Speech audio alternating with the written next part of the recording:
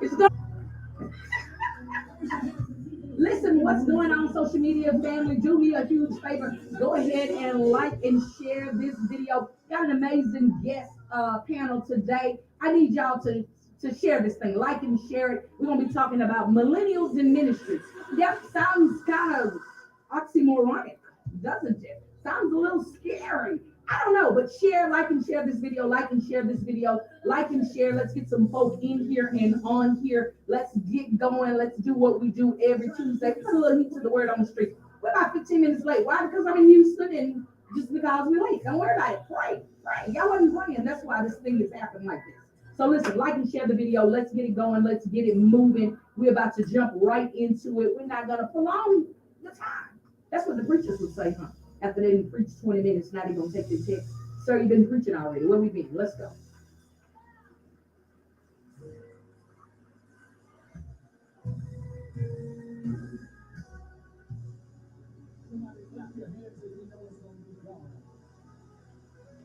Yes, if you know it's going to be God, go ahead and clap your hands. For those of you that are just tuning in, that is Something Good by Bishop William Murphy by special request from Pastor C. Allen Stewart. He requested that song, or maybe I just told a white one. Don't worry about it. But either way, that's who it was.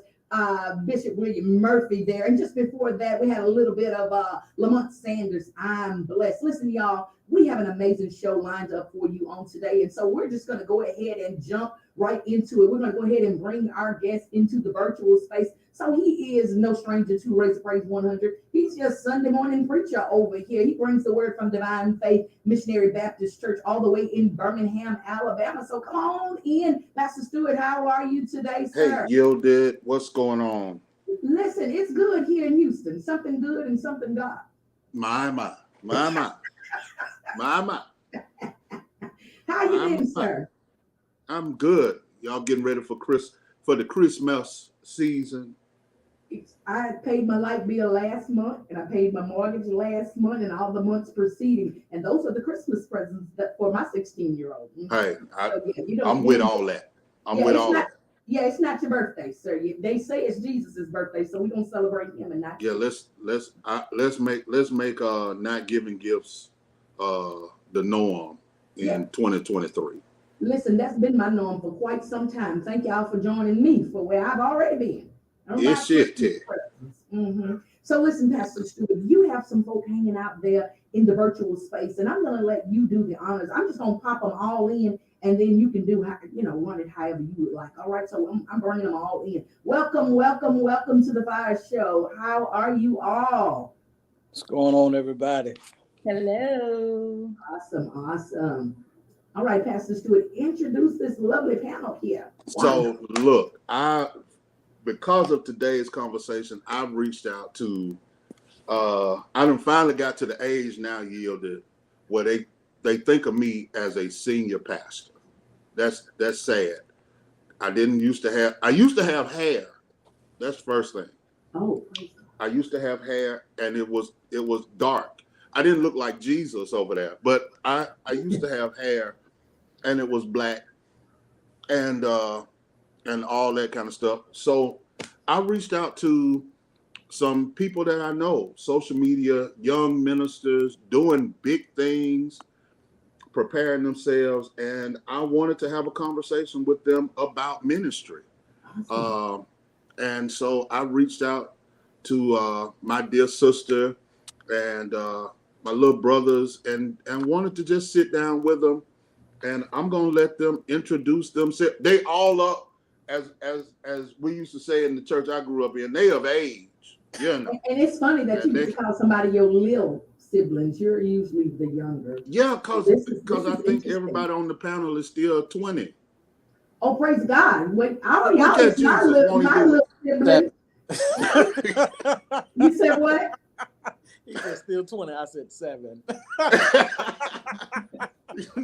Thinking you should just stay 20. You ain't really go much further. So I'm just saying. So I'm gonna start with our sister. Come on, introduce yourself. Who is you, and where's you from? I am Deja McIntyre. I am originally from Indianapolis, Indiana. I now Go Colts. I don't know. I'm a fan of them. But I'm really from Indianapolis, Indiana. I'm currently in my MDiv program at Princeton, so I live in New Jersey now. Jersey. Okay, That's now, what's welcome, up. welcome, welcome. All right. Come on, Cam, Bud. All right. Cameron Jenkins, from Birmingham, Alabama, currently residing in Houston, Texas, serving here at the Good Hope Church under the Reverend Dr. D.Z. Cofield. That's right. Glad to be with you all today. In the tray. I'm in the tray. All Welcome, right. sir. All right, Black Jesus. Pastor Stewart. You know, I guess you really are my big brother because the jokes just keep on coming, but I'm happy to be here. My name is Cameron Moore. I'm a Martinsville, Virginia native, living in Richmond, Virginia. Have the great opportunity to be a student at the one and only Samuel DeWitt Proctor School of Theology at Virginia Union University, and grateful to serve under my spiritual father, Bishop Todd Winston, at Greenwood Baptist Church in Ashland, Virginia. Awesome, awesome. Welcome, welcome again. Listen, Cameron, you just put Cameron on there. I forgot your last name. Welcome, Cameron. Cameron Moore. Yes, Cameron Moore. Welcome, welcome, sir. Welcome, welcome. Welcome to all of y'all. But listen, before we dive into this conversation, because Pastor Stewart really gets it in, goes in hard and heavy, and the saints get nervous. So what we're going to do is what we always do about this time. We go ahead. Y'all got some folk over here shouting y'all out over here. We're going to go ahead and get into our dedicated news. So listen, I know y'all hear news all the time, but the difference about in the news here on the Fiyah Show is that we're dedicated to bringing it to you. It just so happens that our newscaster is also ghetto. So that brings you the dedicated news.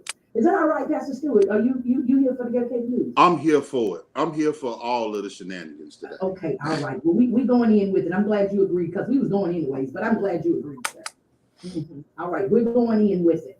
Let's go. Run it. And so she ripped the stage, yielded one of them people church and killed it. I mean, funeral arrangements pending. And so she ripped the stage, come down, watch this, shut up, watch this. The cold part about it, that Saturday, the next day, went to the Underground for Jesus Awards and won there. Won the award. Like you can't beat that. That's favor. That's God. But I ain't putting that on the news because, you know, I don't know if we could probably hold that back. I don't know if she want everybody to know that. So don't say nothing. If you don't say nothing, I ain't said nothing. Ain't nobody told her because I ain't tell it. So let's just shut up about it and hold on. I think this it's been recording the whole time. I'm gonna be fired. Roll the intro. Hi everybody. My name is Cousin At. Roll the intro.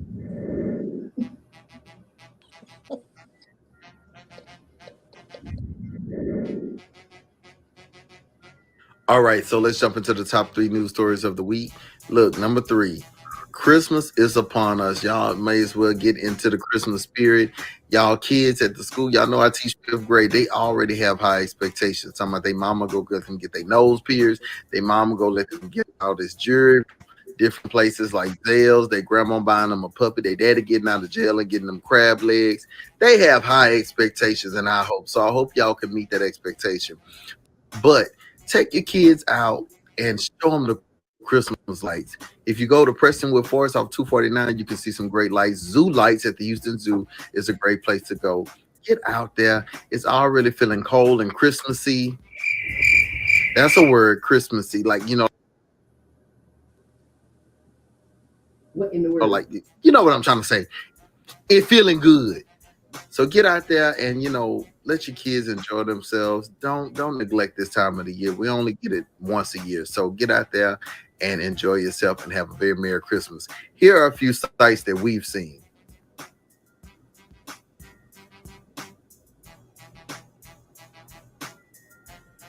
Wow. Oh.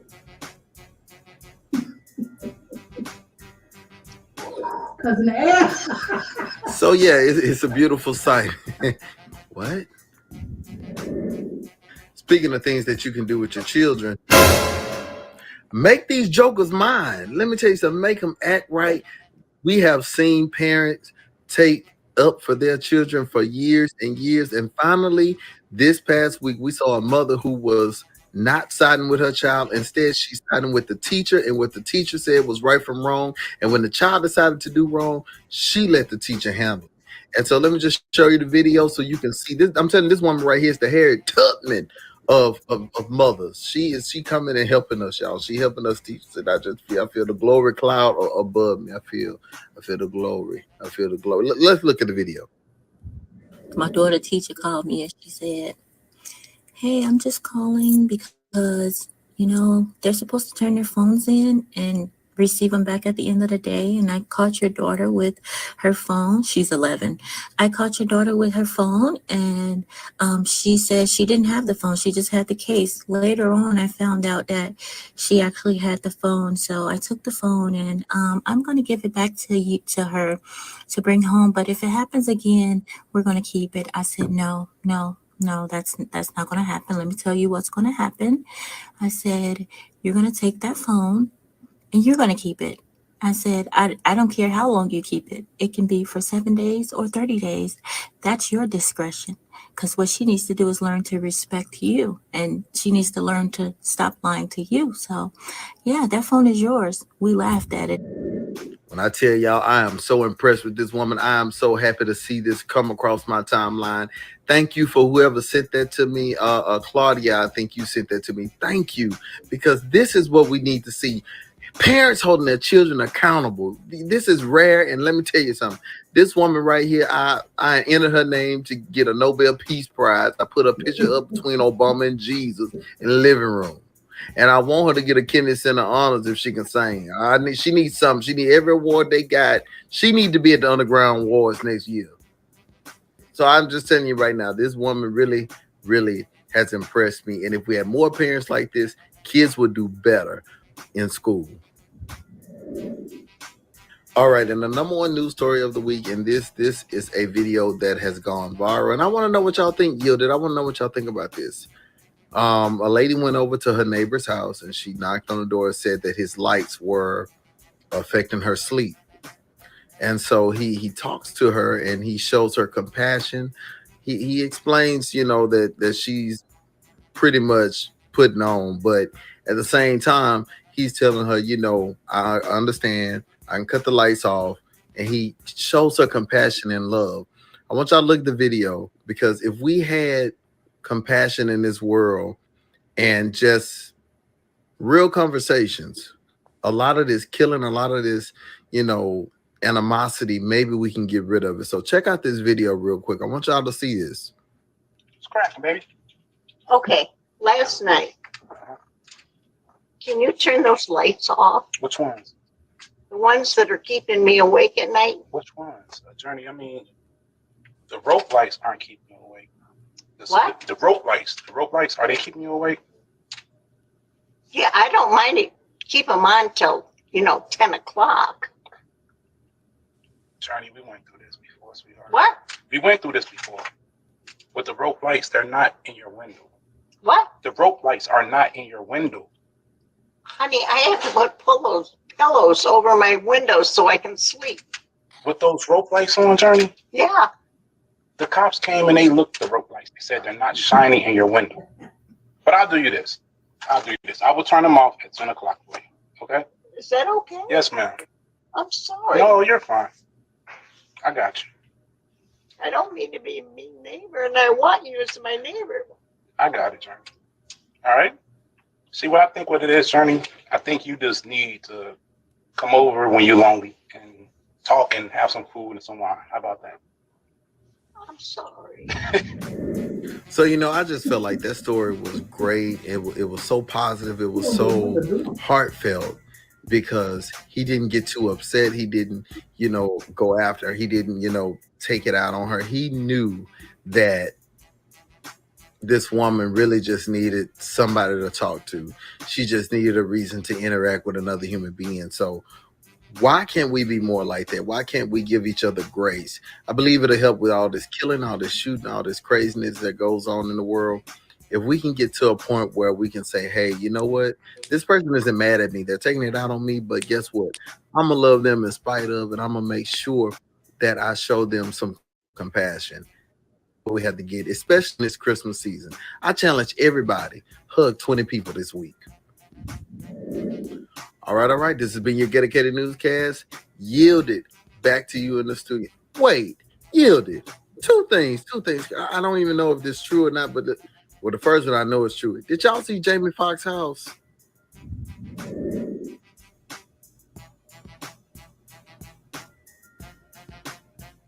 Nah, don't get me wrong. It's festive. It's well put together. They say it's like a gazillion lights. Very nice. But is he alive? Like, come on, man. We don't care about that. No Christmas light. Is he with Christ? Or is he still down here breathing? Is he breathing? Because everybody's saying, oh, we seen him here, we seen him there. And he don't look like himself nowhere. So that's my question. Is he breathing? And then the second thing, y'all, man, prayer. We got to pray. Cardi B and her husband on the chopping block, they getting a divorce. Oh, I mean, I tell you, where's the therapy? Lord Jesus, cousin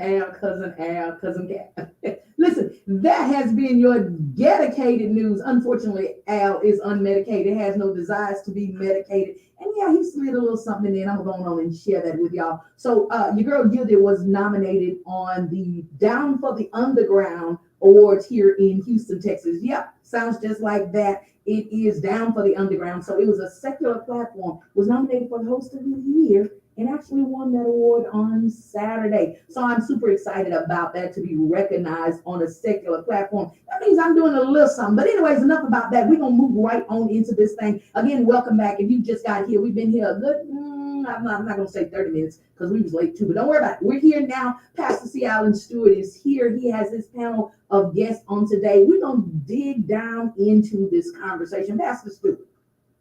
Now, first of all, we get into this, or y'all won't say anything about the news? I just can't. I just can't. I can't. Okay, yes, sir. I can't with the news today. Can't with the news today. Okay, awesome. At least he ended on a nice little note, you know. Okay. He got grandmama some turkey and dressing and some macaroni and cheese. You know, had that That's right. Had the compassion working. You know you're gonna inbox me something before we get off of here. I'm quite sure. I'm quite sure. Shout out to Pastor Hill over here too as well. I'm not even paying attention to Carl Frederick. Not even paying attention. But let's jump on into it today. Yes, sir. Let's get in there. Come on, Pastor Stewart. I'm gonna hand you the reins, and you got this thing. So the conversation is shaped around millennials in ministry. I mean, there's a lot of people are talking. I don't think they're talking to each other. I know they ain't listening to each other. Oh, wow. You know, and I was told 30 years ago that you're the church of the future. Well, the issue is, and I believe the real issue is, that millennials are the church of now. That it's not about some distant shore, that it is the now generation. Mm-hmm. And then when we talk about historically, especially in Black church culture, you know, the revolutionaries have always been that new young generation. King was just in his 20s when he led the Montgomery bus boycott, and all of his counterparts. You define the age of the millennials, because you know I got my generations confused. Some days I want to be a millennial. I'm not sure if I am. So yes.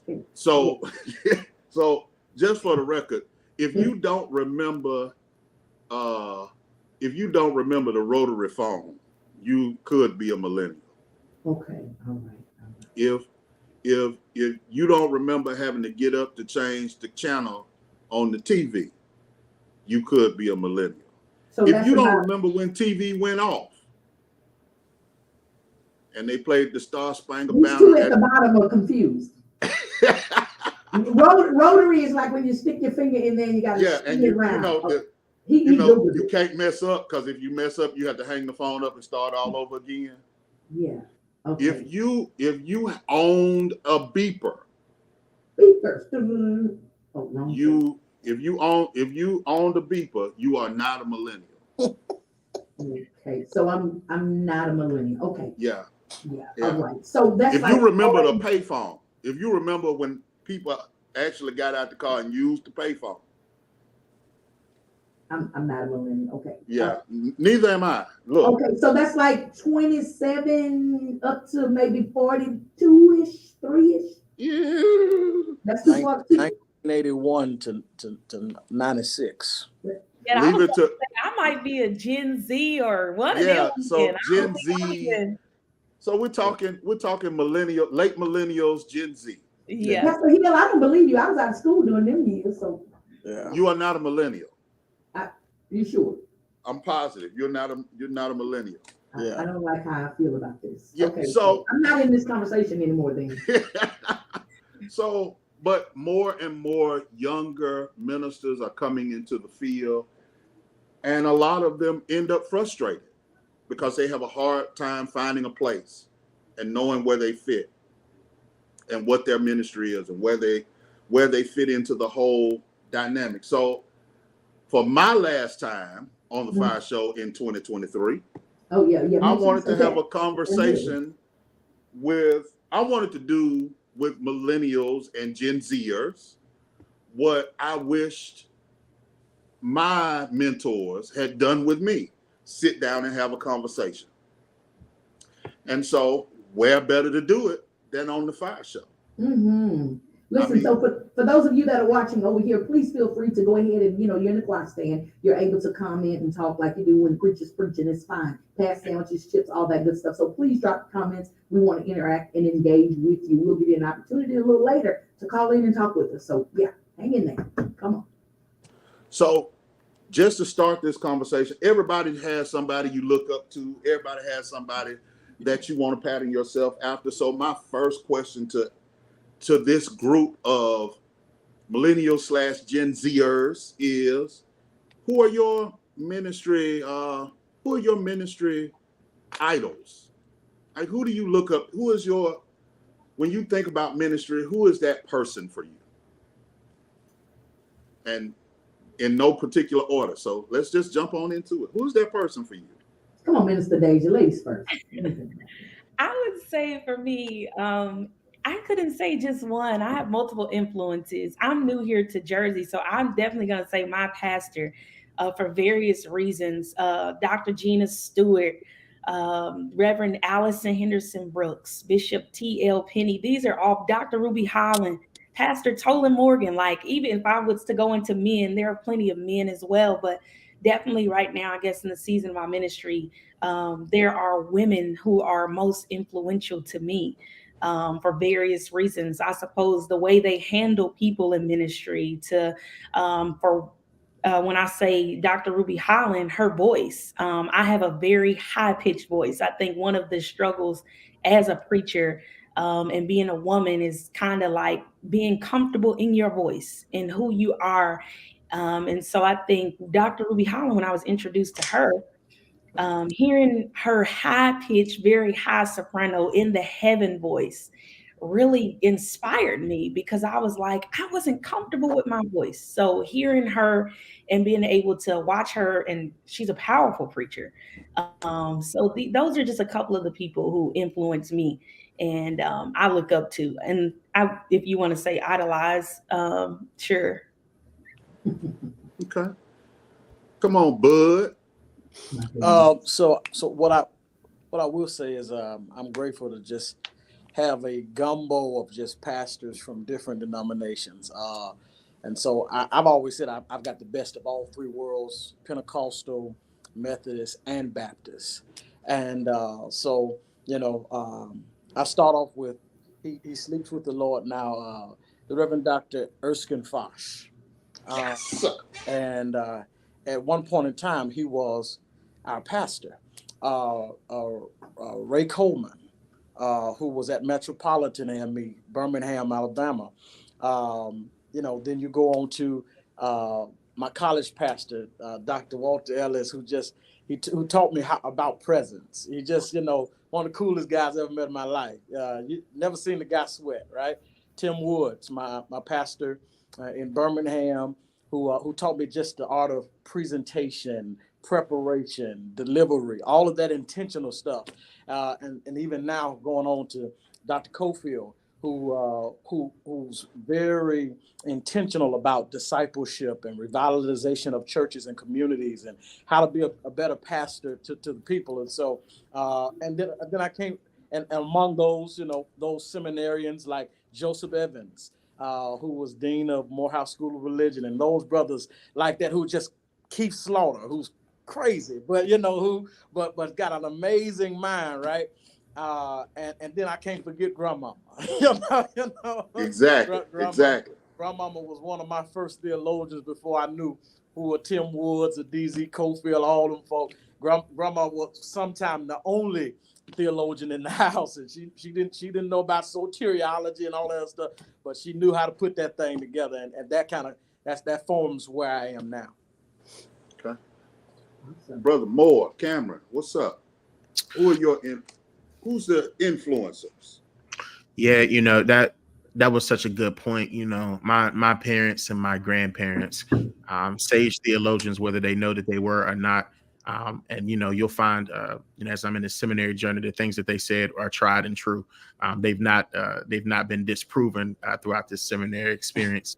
In regards to influence, definitely my pastor, Bishop Winston.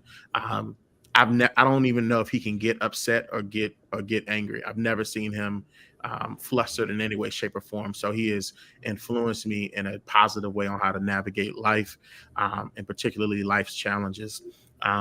I'm kind of new to the world of ministry, but two names pop out to me as it relates to them not letting their academic prowess or their intellectual prowess dampen their spirituality. Dr. Howard John Wesley, Dr. Otis Moss. When I was getting back into the faith, people would send me their sermons, and it just was like the mesh of so many different things. And so definitely gave me something to be able to kind of model myself as it relates to my thought process, as it relates to the faith tradition.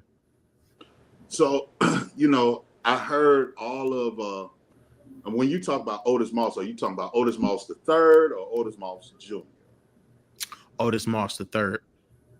Okay. That's the Otis Moss I'm familiar with. So again, I'm listening and I'm hearing,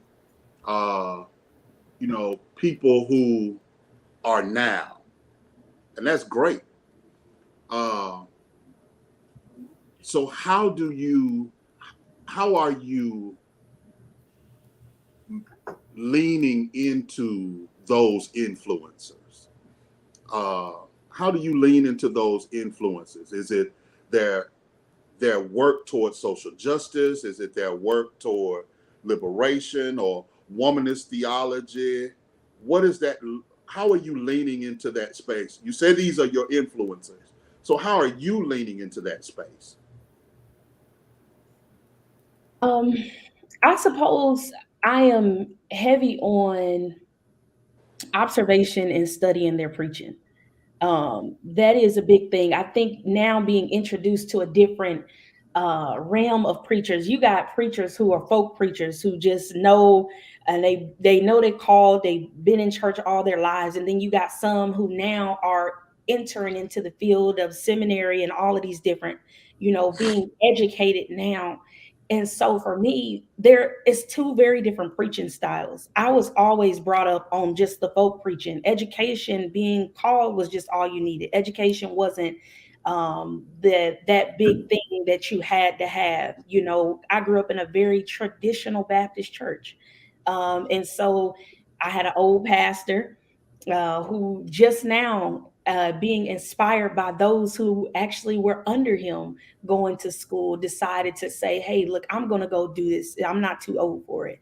but to see the influence of their sermons and the impact, not forgetting the people, not forgetting what's going on in society, incorporating that in your text and with the scriptures and with your sermon, making sure that it's not just something that you getting up there talking about Jesus and, us preaching and shouting and feeling good in here. Who are we influencing outside the four walls of the church?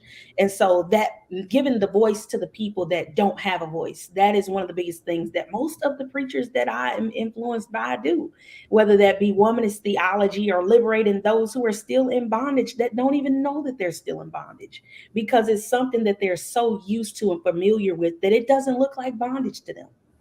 So that is what I would say on that. So how are you leaning into it? I mean, like, come on, like, how are you really leaning into that, into what your mentors have given you? In terms of, would you say trying to implement that as well in my daily walk, Yes. that I can take that on as well? Absolutely. That is one of those things for me, I would say. I have now started to restructure even my preaching style, and take on, be influenced. It's not that you are being a copy of them, but that you are influenced, just what it is. You're influenced. And so you take your influence to grow and to continue to build, so that the next person in years from now, when I'm however old, there will be somebody that comes after me, right? Maybe 15, right? But there will be somebody that comes after me, and then also being able to not just keep it to myself. As a woman in ministry, I feel that I am just now at a place at 23 years old, just now begin to have mentors, influences, women that were willing to pour into me. And I'm 23. There are a lot of young men that can't say that because they've been having it since they started off, right? They didn't have to wait on a mentor. They didn't have to wait on somebody to tell them that this is how you do this. This is how you rock that out. As a woman, I've only really had the visuals of another man until I got to a certain age. And so now for me, I don't want that for another young woman. So my job now is, when I see somebody else as a young woman in ministry, to be able to not just preach it, but to actually show them that there is this way. And then if I have an opportunity, and with all transparency, there should never be a reason why, as a woman in ministry, I have to shut the door behind me when I know somebody else is coming. If the way has already been paved for me, I can open that door. And once I get through it, at least leave it cracked. And I know you're doing what you're supposed to do so that you can come right through. I think Cameron Jenkins, I think you were about to say something. So I believe the question was how you're leaning into it.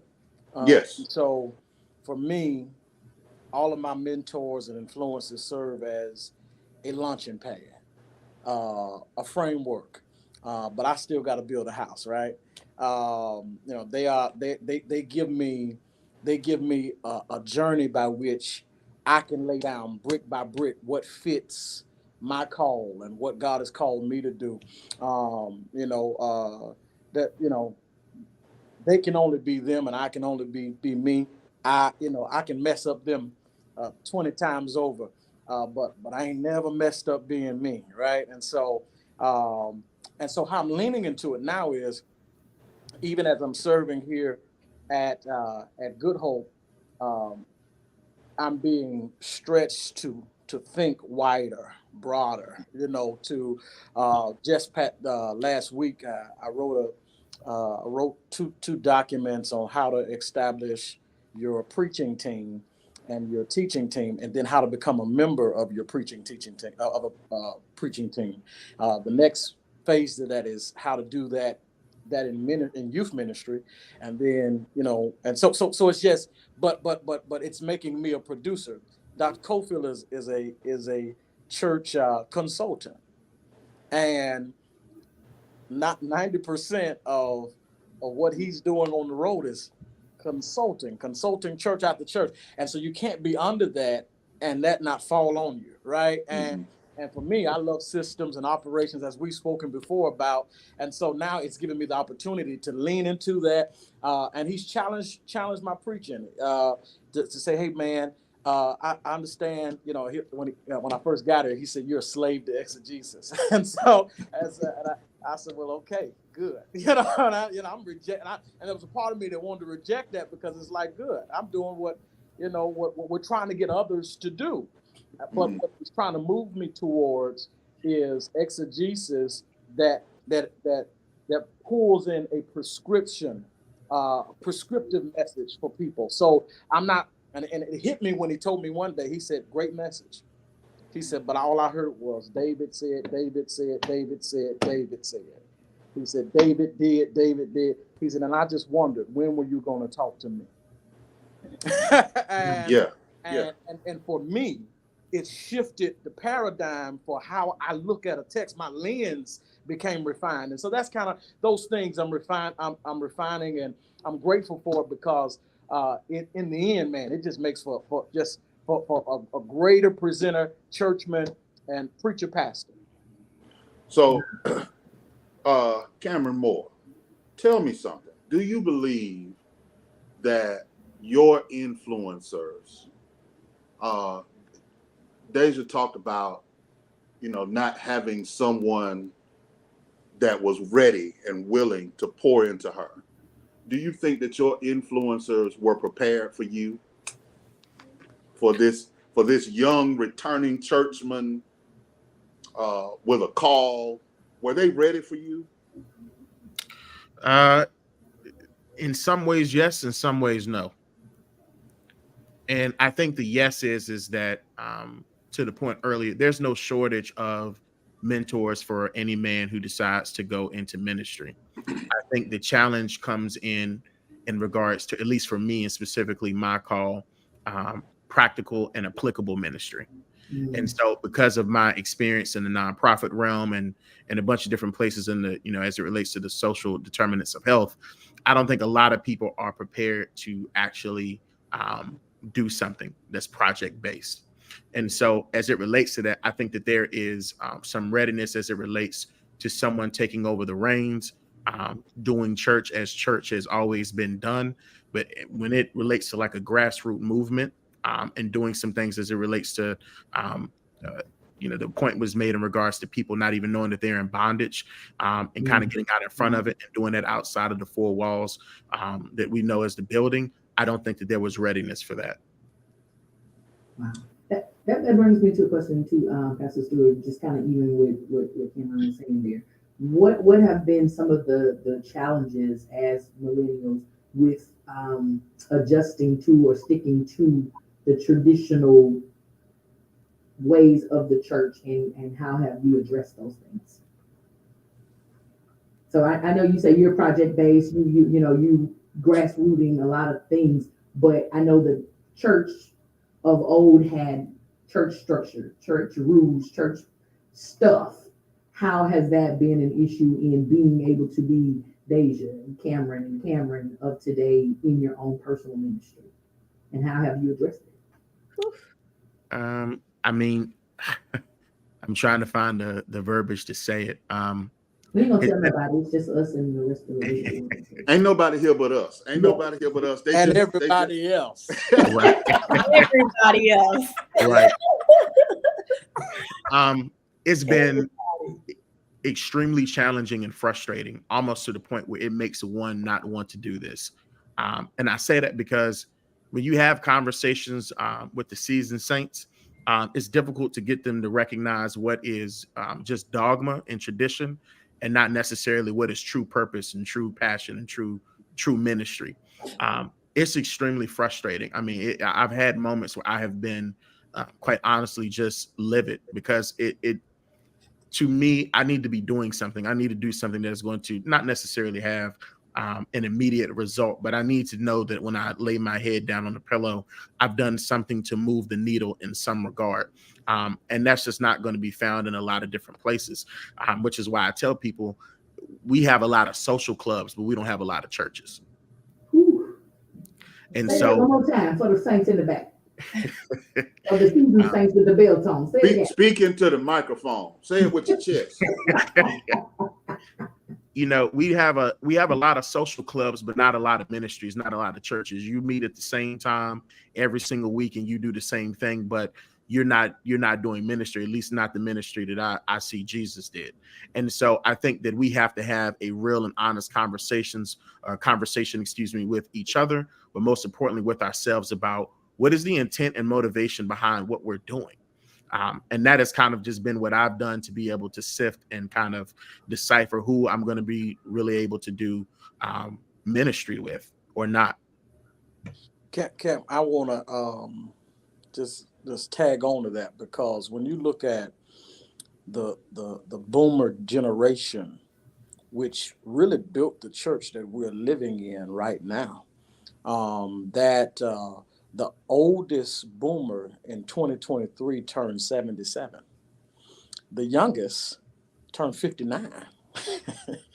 and what is happening with that age demographic that built the church, that we see today, gave to the church, attended in droves, who built buildings, who formed theology for their children and what will become of their grandchildren.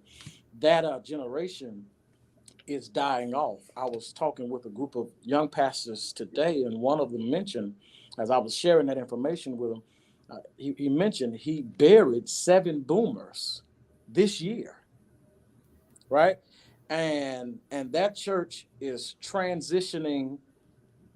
I don't want to say expiring, but that's the truth of the matter. And so as we're seeing it with the numbers, not even how we feel, right? We're seeing it with the statistics that the church of yesterday is falling asleep. It is sunrise. It is sunsetting, and with that, we've got to start looking at church with a real lens of what's happening right now or what is to come, or even, and I'm not saying to abandon one generation for the sake of another, because sometimes we get in these positions as young men and women and we do nothing more than what the older generation did before we got there. You're just a younger version of what they did. So you don't bring anything new and innovative. And sometimes you're the biggest, as DZ Cofield would say, sometimes you're the biggest change. Letting them learn how you think, how you preach, how you comfort them in these different seasons. So I'm not saying sunset one and sunrise another. I'm just saying that we need to marry the two in such a way that as one set sunsets and the other one is sun rising, it's a beautiful transition. Or a God transition, right? So that kind of pricked my mind. I would say also it's important to acknowledge that, because this is a big thing for me. I mean, seriously, we see a lot of what actually is not God at all. And I mean at all. But it's so much of tradition. And sometimes I think that can be also connected to bondage, because you're afraid to let go or come out of a place that you're familiar with, that you're comfortable with, but that may not be the most effective way to do ministry. Hence is why there are sometimes churches that cannot grow or go or develop and be in the place that they actually want to be or desire to be in ministry, but they also don't want to let go of their conservative ways of how they do church. And I think that is a hurting place, because I can speak from my own personal experience. I was, as a woman, in ministry and belonging to a church, I feel like it's okay to say that this is our standard, but don't cover that up saying that this is God, because then it makes the people look at God in a way that God is not. If you say this, you got to wear skirts, or you can't get your nose pierced, or you can't do this, you put all of these restrictions on people. More than likely, most of the restrictions are always going to be for the women. And you say that this is God. And then you expect the woman to look at God, or the people, period, to look at God in this way that he's loving and caring, but he gives me all of these restrictions, and it's not necessarily God at all. It's just your church tradition. And I think that that is unfair. So listen, before we take the break, I want to put something out here. We're watching a shift in the mores of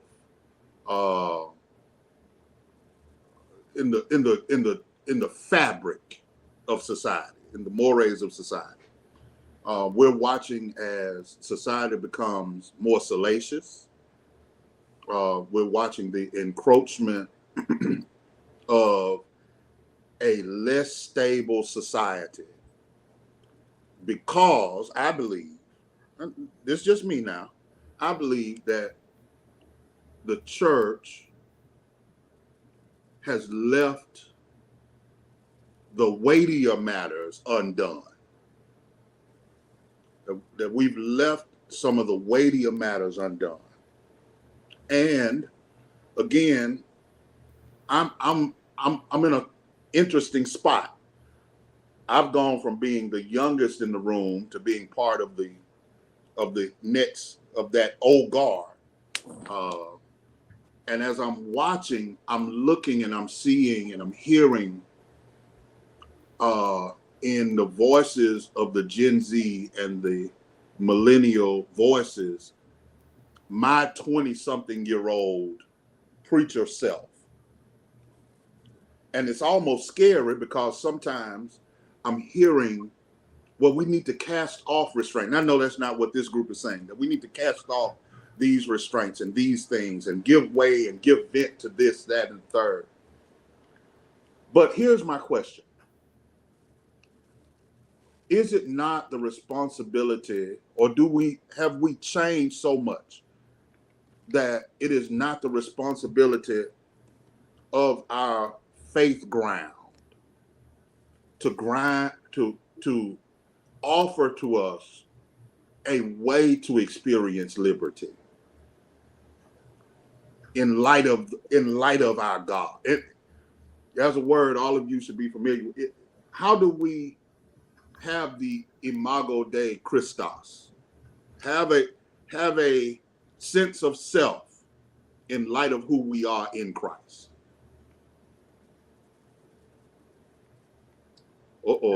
I think that's where we take the break right there. Listen, y'all, this is the Fiyah Show. Pastor C. Allen Stewart has stirred a little stick in the pile of ants here. So what we're going to do to give these individuals a time, to come up with an answer, because Daisy was like, I don't know. So listen, we're going to go ahead and take a quick commercial break, but y'all keep it locked right here. Raise the Praise 100, where we're praising God all day, every day.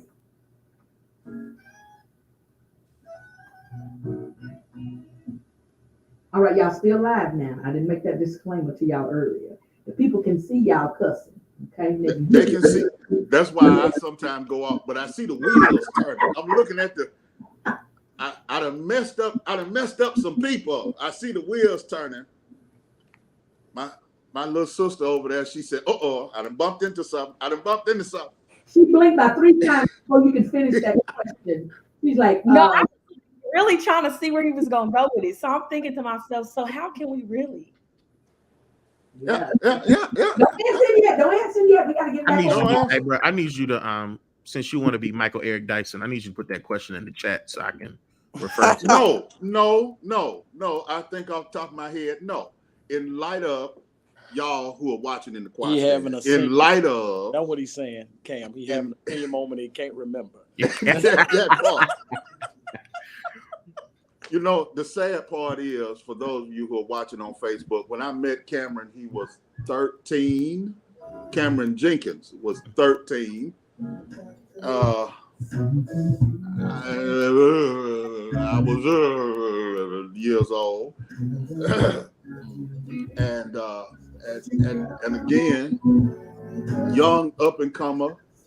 So in light of considering, here it is, considering that that the church has always been the place where we find our ground, our moral center. And our society continues to slide ever more immoral. and we hear a lot of younger clergy talking about the casting off of restraint. Shut up, Carl Hill. Talk about casting off restraint. How does the church bring back center so that you can live free in light of who you are in Christ?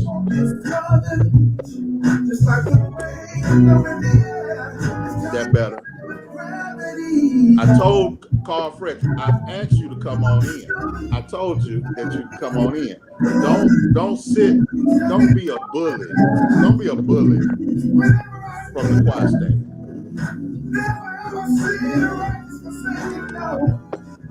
Facebook, we are still live. Thank you so much for Minister Deja, Minister Cameron J, Minister Cameron M.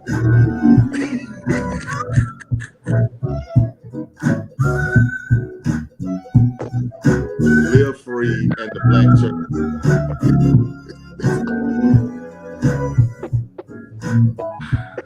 Right. Lord have mercy. Right. On Hilton, God is. Listen, we are having an amazing time here on the Fiyah Show, like we do every Tuesday. Listen, to have our guest co-host, Pastor C. Allen Stewart. We're digging into this millennials in ministry thing. Hey, the generation of now, the ministry that is right now. So listen, if you've just tuned in, you've already missed a good hour and 7 minutes. We're at the top of the hour. Actually, we're at about 7 minutes after. So welcome back in, and we're going to go ahead and drop this disclaimer because I feel like it's about to get hot and heavy in here. Pastor Stewart is always causing trouble. What is that? It takes no responsibility for the opinions or the statements made by the host or their guests. Statements or show topics are not the necessary belief of the radio station. Street 100 Heat or praise 100 using it is not our intention to label, discriminate, or ignore anyone. This radio station has no responsibility for the opinions of others on the airwaves. Amen. Said it's not on him. What y'all say? That's all on y'all. So, Pastor Stewart, Pastor Hill said, I'm starting to feel some kind of way that the only time I hear this disclaimer is when I'm on. I'm starting to feel some kind of way. We're obligated to play it every show, and we do. When I'm on, I'm starting to feel some kind of way. So listen, we're protecting the ministry. Yeah, please do. Please do. Don't come for raise the praise. That's Pastor C. Allen Stewart. That's him. Yes. But welcome back to those of you that are just joining in. Again, we are talking about millennials in ministry, the now ministry, the now generation. So again, Pastor Hill gave us the date range in there, and the age range is about 27 to 42. I had a beeper, so I'm not in this group. So, that group right there, I had a beeper. Yeah. Come on, Pastor Stewart. Now, you dropped this question. We was giving you time to get your thoughts back together because Cameron said put it in the chat, but I didn't see it pop up. So what's the question? No, because I done got old, and it's hard for me sometimes that, okay. I be thinking. Okay. So in light of the slide, in light of this slide, as we become more and more salacious as a society, how is your generation speaking to, addressing, bringing to bear, the whole idea of, or addressing it, let's addressing it, who you are in Christ, and how, like, are we even seeing it as wrong? No. So, yeah. So what I heard, and because he's, got that mild case of dementia going right now, it's the form of the question kind of. I'm with you, Carl. It just kind of, but it had one. You got to come to Birmingham for the holidays. Look, he had one good time to just let it out and catch it, but initially what I heard was since the church has always been the catalyst for change. Where's the church as it relates to change in society, and are we still effective in that? How so that the church, so that our people can live free or whatever? Well, the problem that we're seeing for the most part right now is that we've traded intelligence for entertainment. We used to have an intelligent pulpit. Mm-hmm. We used to have preachers, and now we got performers who do this pep rally stuff, pep rally preaching. So what we call it. We used to have a church that was big on involvement, and now it's just church-tainment, right? It's church-tainment. Hello, Carl. and so so our ship, and the biggest way we see it is we used to have churches that built schools, housing facilities, who had political involvement. Stuff didn't move around that place until somebody called the pastor of such and such church. He had a voice. He probably didn't have a vote, but his voice was his vote, and his people rallied behind it. We've almost lost our street cred in community, because while some pastors were the older generation saw the need for community, our generation sees the need for sanctuaries. One is building a community and the other one is building a sanctuary. And now you want, and when senior pastors give us transition, and it's like, okay, and I've seen it in several contexts, even in Houston, when they give you the pastor key, and then they give you the community key, and they're saying, okay, which one you gonna take? And we just say, well, give me the sanctuary, whereby you leave the community, and now your church has become the biggest show on Sunday. And so I think we have shifted. I do believe we have shifted. I definitely love to follow up on that. I agree wholeheartedly, and I think at least Chris, I know you had your senior moment, so I'm gonna try to make sure if I can put the question back together. Deja, you are officially my favorite person on this show right now. Hold on, Carl. These two, Carl is never my favorite person. Wow. Because these two Camerons is about to get in some trouble. Look who's and now here come Carrie Stan. Look who's doing this over here. Praise God. Don't send him the link. We closed. Church is closed. Come on, Cameron. I to that point, I think that we have to be honest. To brother, he shares my name. Recently I was looking at the Pew the Pew Research Center. Mm-hmm. We have to be honest that the world, or that the country at least, is becoming increasingly secular. And then the question is why? And we have to think about why, because if we went from having churches that were focused on being a part of the political conversation, constructing schools, advocating for healthcare in different avenues, why is that not happening now? Has the church become co-opted by a government mindset? Are we now the same thing that we claim that we're critiquing against? Because I think that the only way we're going to be able to get ourselves back to a center as a church is, you talked about the Imago Dei being made in the image of God. Are we going to be able to humanize ourselves in the same way that we need to humanize Christ? And I think that until we humanize Christ, we're not going to be able to have a good method or methodology about how do we get ourselves back in the center, to the question that you asked originally. And then to piggyback on that, because you guys both made wonderful points, I also was going to say that the idea of this, I suppose, ram of new preachers or people on the scene, that we look at ourselves at this I suppose, superior level above people. And people are the ones who our ministry is to. And so I always tell people, without the people, there would be no me, because who fills the pews when we preach? Where do we go and do ministry? Who are we serving? You know, there's always this idea that we are so high. When you look at the ministry of Jesus, Jesus was amongst those who he was healing, who he was doing ministry with and to.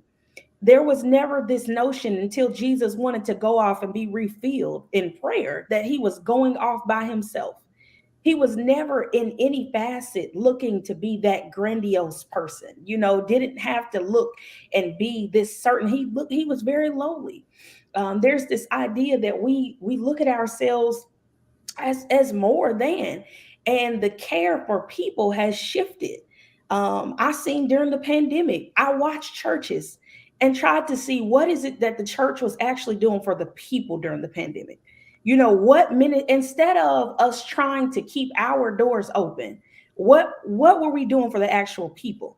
Were we more concerned about keeping the church afloat, or concerned about the feeding the people who could not feed themselves, clothing those who couldn't clothe themselves, helping to pay the bills of those who did not have income coming in at all during the pandemic, when the churches was getting grants? And so where are we shifting our ministry to? Who are we doing ministry to? Someone made the point that church has now become this parade and this social club. It has. When do we go outside of the four walls of the church and be the hands and the feet of Jesus Christ? You know, before Carl jumps in, the amazing thing is, and I said it earlier, that when we start talking about the sages, you know, and we start talking about our preaching heroes of yesteryear, and we talk about Martin King and his brother A.D. King and Fred Shuttlesworth and F.D. Reese, and the list goes on, John Lewis, the list goes. We're not talking about old men leading a movement. We're talking about young clergy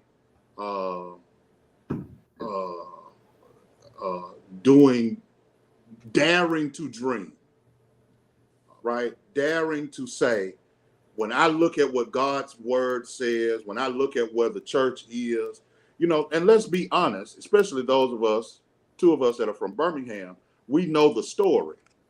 The three of us who are from Birmingham, I forgot Carl came in.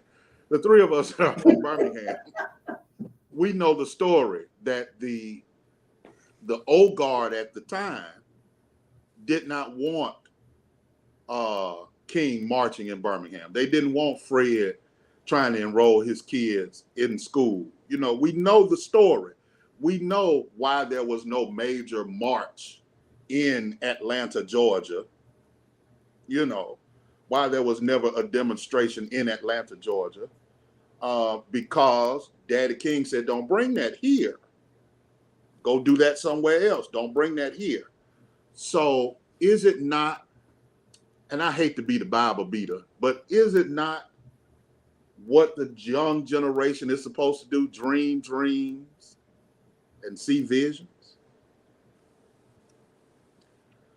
Like, isn't that your job, to dream dreams and see visions, and the job of those who are now the sage, that generation, to say, hey, look, here's the resources to do it, and here's the warning.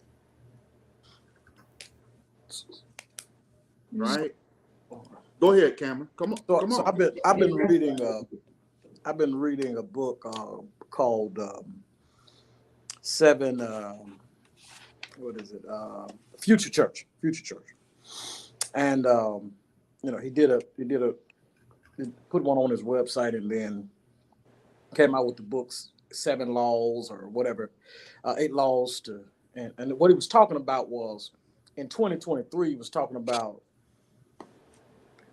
there were 8 trends that we needed to look at for 2023 as it relates to millennials and how they interact with church.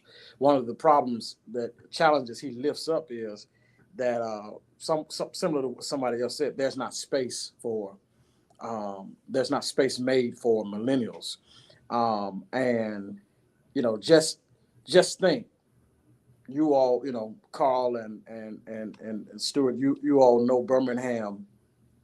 There's no staff pastor concept there. It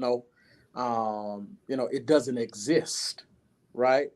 And before someone makes this out to say that he moved to Houston, and but it's just no, it doesn't exist. But in several other areas it doesn't exist, right? You come to Houston, and then there's an active pursuit for millennials to be at the table to inform the decisions, or to just weigh in on decisions based off of what they see in society. And I think the most recent hires we've had here have been 25, 18, 23, somewhere, but everybody has been in their 20s. Now, the major work for what we do here, there's some 70-year-olds here who who run this thing, but they're looking like, where's my exit? Because I've been doing this X amount of time. But there's also a commitment problem within millennials, right? Because as you work with millennials, they're looking like, I'm not coming to your church to hear the pastor cast vision. I'm coming to the church for the vision that's already in place. And if you don't have, and your young adults are a part of that early adopters, right? You have your early adopters, your mid adopters, you've got your late adopters, and then you got your never adopters. And so when your young adults come into your church, they're your first adopters. They're early adopters. They're ready to go right now. Get their hands, because they need their life to mean something. They need purpose, because being a lawyer doesn't make them feel like they fulfill purpose. So they look to the church for fulfillment in their lives, such as the case for so many others who've done it for so many years. And so millennials, man, I think when we start talking about them, we're talking about this generation, you have to invite them into spaces where they feel valued, not devalued. You have to give them opportunity to speak. And then that's a two-sided coin. Millennials have to understand that there's a process to all of this, right? You don't just get to the table because you're young, I mean, there's got to be some type of character attached to this. So while we're looking at one generation, the other generation has to also look to see, this is what I need to do to make sure that the church is healthy and moving forward. So let me catch Carl Hill, and then Deja, I want you to follow up in that conversation. Mm-hmm. Welcome, Pastor Hill. Thank you. God bless you tonight. I got my book over here ready.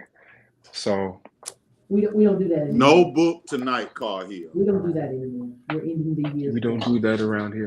So are we still kind of in the vein of the rhetorical question about living in one's true identity in the church in this postmodern world? I'm trying to say this. We got God messed up. And what I mean by that is, until we liberate God. You lost it just now. Maybe we need to play the disclaimer again. The non-millennials lost it right there. Ooh. I'm glad he said messed up. Facts. He knows that I'm the only one allowed to cuss. I'm the only one allowed to cuss. Hard. Carry on. And so until we liberate God, we can't truly live liberated, right? And so I think one of the things, I guess this is my optimistic view about the direction of the church, looking at how, within Christianity in America, the numbers are dwindling, church structures, church organizations, things of that nature changing. And so people that are in the earlier form of Generation X and that cusp of Generation X and baby boomers. They're looking at it as death and damnation to the United States and to the church. But me as a millennial, I optimistically look at it as trees don't grow until seeds die, right? And what I'm saying is now with the numbers dwindling in church, the people that are there want to be there. They're there on purpose. Mm-hmm. You're filtering out of the people that are there just because it's the thing to do on a Sunday morning, right? That age group is dwindling away, right? On the other hand of it, not only is that age group dwindling away that's, I guess, quote, playing church, but if you're making a conscious decision, although society is changing, to be there, number one, you want to be there. Number two, and Cameron Jenkins made mention about how people are finding purpose in it. But then three, the consideration of Gen Z looking at a leader as a faith-based leader, as a pastor, is the overwhelming majority of people between the ages of 18 and 26. So now you're having a generation that is being raised in the church in spite of the theatrics and antics of church that actually see, I would argue, a millennial or Gen Z, a Gen X pastor as a key figure in terms of leadership in their community. My age group didn't have that because we grew up with boomers that said we can sleep in the bed on Sunday mornings and then sent us to hell for not going to church 2 weeks later.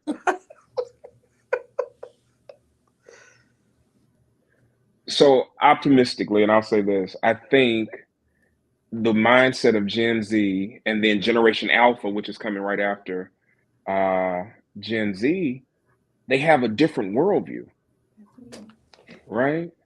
And because of their different worldview, I think that we will see, once we filter out the wheat from the tare, because I think that's what's going on with the dwindling numbers in Christianity, right? Once you filter that out, what you'll see is people who process the world differently, people who have a lower Christology, people that can identify with Jesus having prejudices in Scripture, right? Yeah. Who are able to see Jesus's ministry mentality grow from don't go amongst the Gentiles to go to all ethnos, right? These are the type of people that are brewing in the church. So I don't look at it as, hell, death, and destruction. The seed dying and the tree is growing. Okay. Wow. Why did we bring him on here? Cause he needed a break because his brain is hurting from carrying 28 hours this semester some kind of way or another. 27. 27. And all right. Minister Deja, I know you. RJ says he gets nervous every time he see all of y'all on live together. So don't be nervous, RJ. Yeah, it's you could have came into the studio. Could have came into the Little Bill back there. Look over my shoulder. There you go. There go Little Bill. All right. Come on, Pastor Stewart. Come on, Minister Deja. I know you've been ready to. She started rocking, and I knew something was up when she started. I mean, it's just all very fruitful, I believe, and insightful. These different perspectives, and I think part of what was being touched on was kind of the heart of the now generation. And I believe that it's essential. It's almost like a passing the baton kind of thing. But I think it's essential that there is a conversation surrounded around it, not us running away from the differences of each generation. I think that it's okay. We all come from a different time. And I think that there is a misunderstanding of the Gen Z and the millennial generation from our elders. They come from a different time than we have. We have much more technology and awareness to different things that they did not have. And I think that I guess the heart of the now generation is more so in a recovery, a healing, and a re-identifying. I wholly believe, honestly, that this is a generation that is unafraid and in some ways untamed. And when I say unafraid, I mean not afraid to say this isn't God, not afraid to speak out, not afraid to voice what we feel. We're more vocal and verbal about what we feel shouldn't be a thing in church. As to where back when grandma and them was, going to church, it was just because that's what the pastor said. It wasn't really much questioning. Even to this day, me and my grandma go head and head. Because I'll tell her, when I got my nose pierced, she thought I was going to straight to hell. You She got it pierced in here. didn't think I was saved at all. My grandma told me, she said, you went down to that HBCU and you just losing it. You a preacher, you my preacher girl, you shouldn't be. And I had to explain to her. Then when I started wearing, don't let me start wearing fitted clothes. Grandma said, you a preacher girl. You don't need to be wearing that kind of stuff. And I had to explain to her, grandma, we come from different times. Like the stuff that y'all had to wear, y'all was wearing floor skirts and all that stuff. We ain't got to do that. God is still the same God with the skirt and the pants. God is still the same God. And so I think that, like we really are, we have this mindset in this generation that we really not going to take no mess. And I think that sometimes we don't really know how to, it comes off as rebellion in some way to certain minds, and in certain ways, I feel like in certain cases where it is necessary for correction and it is necessary for us to listen to the wisdom of the elders. But I feel like due to so many years that our parents and grandparents and their parents were bound to the spirit of tradition and stigmatized, marginalized, and all of this other stuff, that this generation feels like there's this need to say, no, I'm not listening to that. And in some ways, in a lot of ways, that can be detrimental to the growth, especially if we don't have a conversation surrounded around the idea that we both come from different times. What is the end goal? What are we really trying to do? Because in reality, for example, that mean church mother who really, is saying all this stuff that she feels is necessary for you to hear, but she's not delivering it in the right way.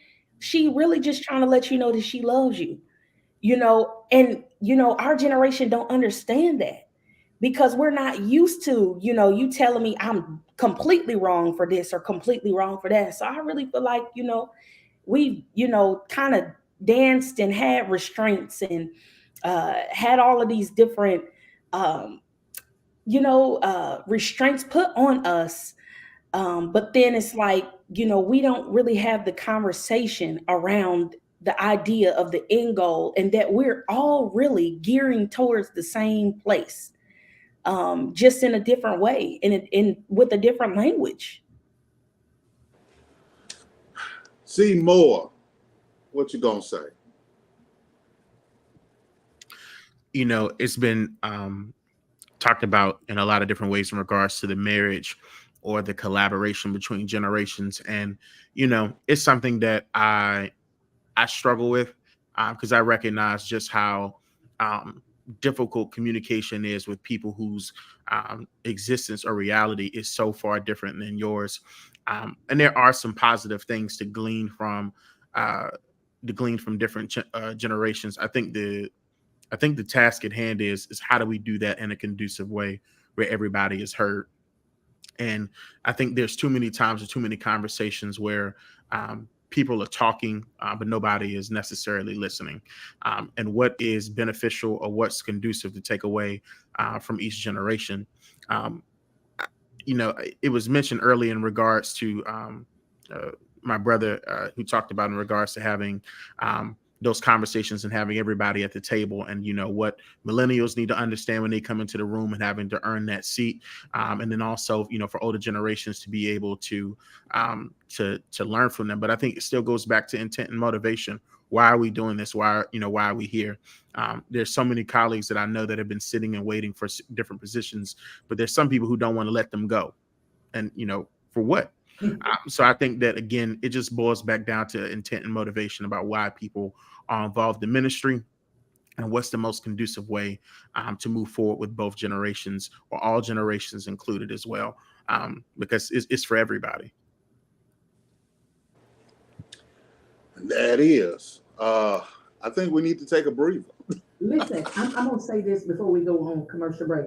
I'm mad at all of y'all millennials. I know y'all can't count change because the people at the restaurant, if the machine don't roll the change out of there, they don't know how to give you no change. They don't even know you get the little girl close the drawer. I'm like, baby, give me my nothing came out of there. You don't get no. Yes, ma'am. Your machine is broke. I need my change. They gave you $20. I need my change. But my problem with y'all right now is that y'all have for a whole hour and 35 minutes allowed that to scroll on the ticker tape down there, missing an end. And I'm not pleased with that. God is not pleased with that. And just like that Pearson don't send sis to hell, that's gonna send y'all too. Listen, this is your girl Yielded. We're gonna keep it locked right here. We're gonna play a little bit of music. We don't want y'all to go anywhere. We want you to go grab somebody that's under the age of 40 and get them in on this conversation. We got some questions we want to ask. We want to understand what's going on in the community aspect of the church. That's what I want to know, because the church used to be a resource back in the day, and some of these millennials don't even know how to check a ballot at the voting poll. And so I just want to know what's going on with that. But listen, keep it locked right here. Raise the Praise 100, where we praise God all day, every day. I can't get my music to play. There we go. Praise God. Y'all just let me sit there with the word tickering. I know how to spell I wasn't Gen paying X. it no mind. I ain't even got my glasses on. I thought a dead man was calling me last night. Come to find out it was somebody else. It was bad. It was bad. So, I think we need to play some commercials or something. I'm nervous. A dead man. Yeah, I looked down and I saw the G and I saw Allen and Senior, and I thought it was my granddaddy calling, but it was somebody else. We're gonna run some commercials over here for the Saints, because I'm Hey, what's happening, family? I got to the point where I need some glasses. Even when I'm Hey, what's happening, family and friends? This is your girl Yielded, right here on the Fiyah Show at Raise the Praise 100, where we praise God all day, every day. I'm looking for you that is a business owner, you that is a ministry leader, you that is anyone that is wanting to get your product, your message out in front of the people. You can advertise right here with us on Raise the Praise 100 on the Fiyah Show every Tuesday, 4 to 7 p.m., where me and RJ are bringing a little heat to the word on the street. If you're interested in advertising with us, reach us at 832-598-4679. That's the Fiyah phone. Call me. Bye.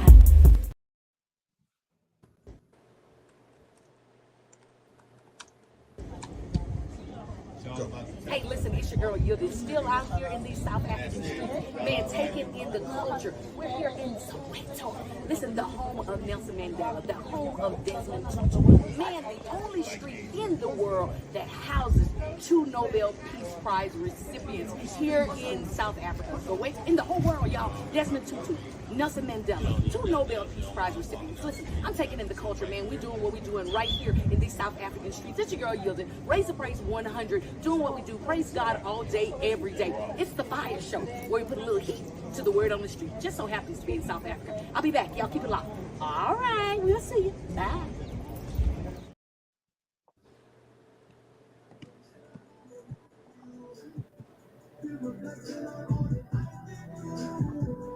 It's a gospel song? That's that Gen Z gospel. Wait a minute, sister. Is you? What's in your glass? Don't say it. Don't say it.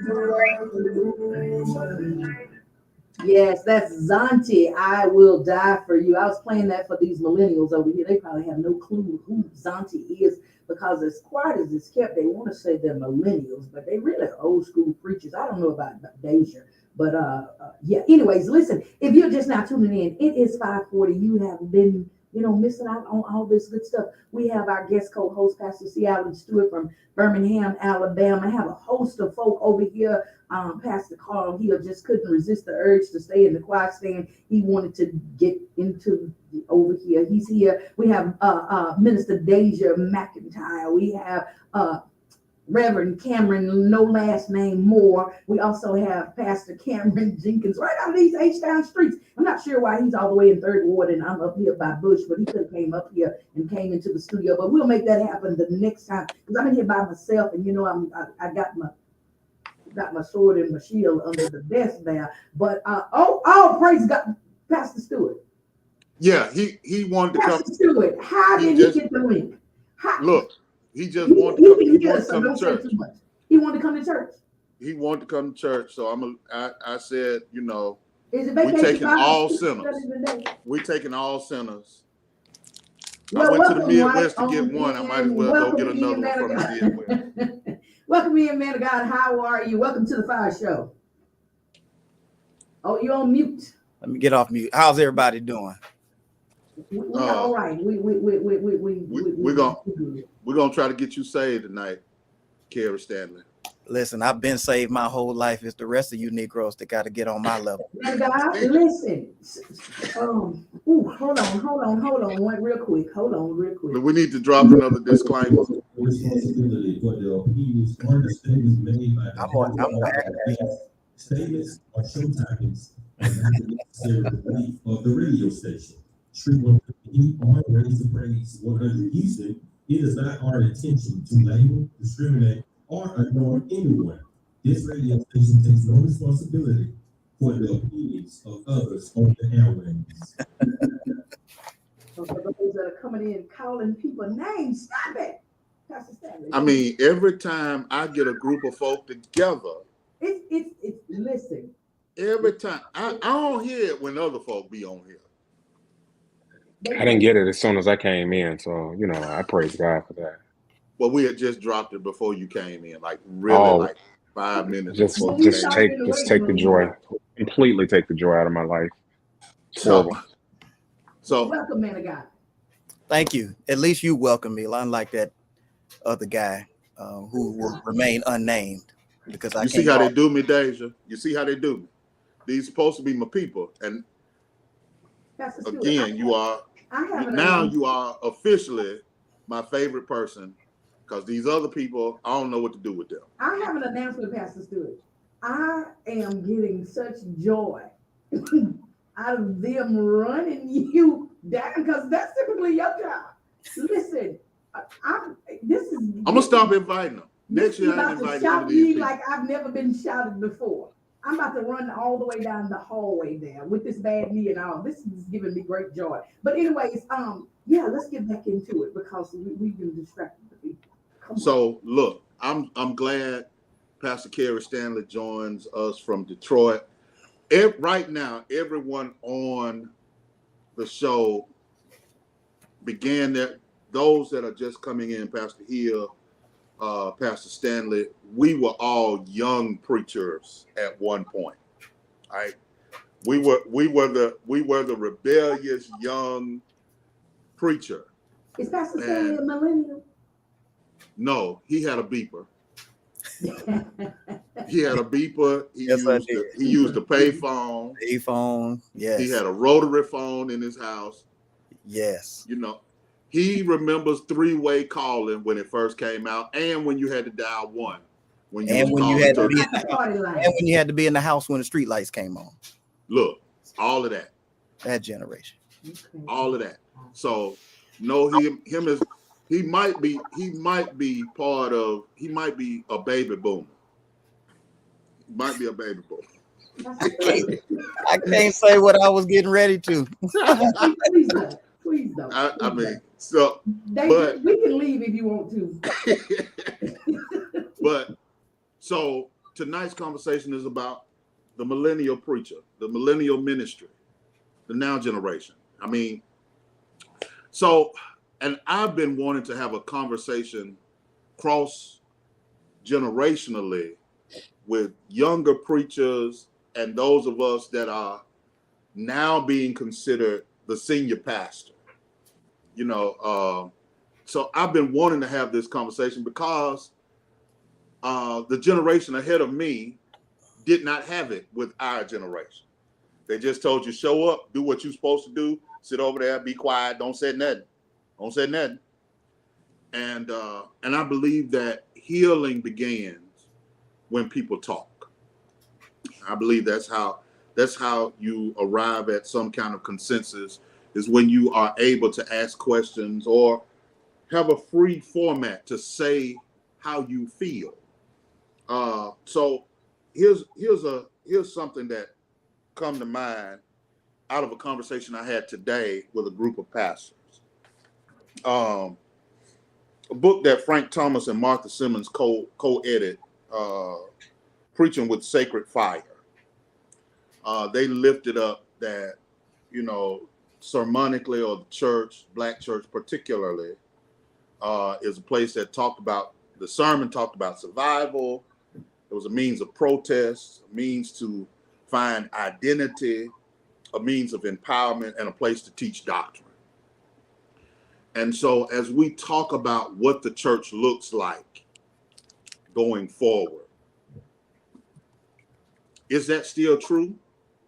Should the church still be a place where our people learn how to survive, the place where they find righteous indignation and go, a place of protest, a place where people find their identity, where they're empowered, where they find what is orthodoxy? And let me start again with Deja, and then I'm gonna come down to Stanley, and we'll work it out from there. I would say yes, it should. My question would be, if we don't, well, I would say yes and no. Because it depends on, every church is not the same. It depends on how they display what your identity should be, right? In the ideal church or setting where, I mean, you are also, I appreciate my church where they also are big on living your life outside of the church, right? Be saved, love God, but be free, right? And not so much be free. I think be free in this sense of, when we say be free, a lot of the times people are like, go sin, go crazy, go live your best life, go do whatever, right? You can live your best life and all of that has nothing to do with it, right? We take these statements and make them more than what they have to be. I feel like being free can also just be being liberated from, these bounds of things that are holding you in ways that you don't want to be held. And so if we don't find our identity in church and in, God, where else are we going to find that identity? Because the world is going to give us what they want us to look like. The world is going to push on us to be this way and that way. Right. So how do we, if not in the church, that should be our first example after we leave our homes, and our parents, those who are graced to have them, give us the example of what it is to be and how we should be. If not the church, then where? If not the church, where else will we learn how to survive? If not the church, where else do we learn how to protest? If not the church, where else are we learning how to find our identity? If not the church, where else are we finding our place to stand for what is right? Because if not, we'll fall for what? Anything. If not the church, then where else? So I would say yes. Come on, Dr. Stanley. I mean,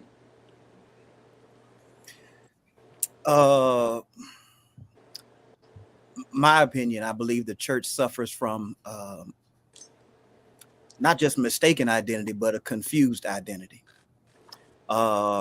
Vincent Lloyd says in his book, The Religion of the Field Negro, that the church suffers from a rise of secularism, where the house Negro has come in and he's taken on the persona of everything and everybody. And he wants everybody to be okay with what the oppressor has said was good and right. I mean, you look at most of our churches, especially churches that we all grew up in, on that stained glass window, we had to look at a white Jesus. And so that's where we thought our help came from. I also believe that the church, Jeremiah Wright said, the difference between the church today and the church then was we had educated preachers in the pulpit. When you said Reverend Dr. Martin Luther King Jr., he was literally a doctor, not the doc that we call everybody else in church today. You look at people like Dr. T. Walker Wyatt; they were doctors. My hero in preaching, Dr. William Augustus Jones. All those were educated preachers, and now we suffer from the feel-good religion. Anybody who says they've been touched by the hand of God, we give them a microphone and a platform, and we let them go out, and we never really push preachers to be educated and to study and prepare themselves. And so the church is suffering from mistaken identity because we have a lot of people who are practicing homiletical malpractice every Sunday. And so when you have people who are misrepresenting the word of God, what do you get from the people in the pews? You go in for heart surgery and they amputate your leg. What?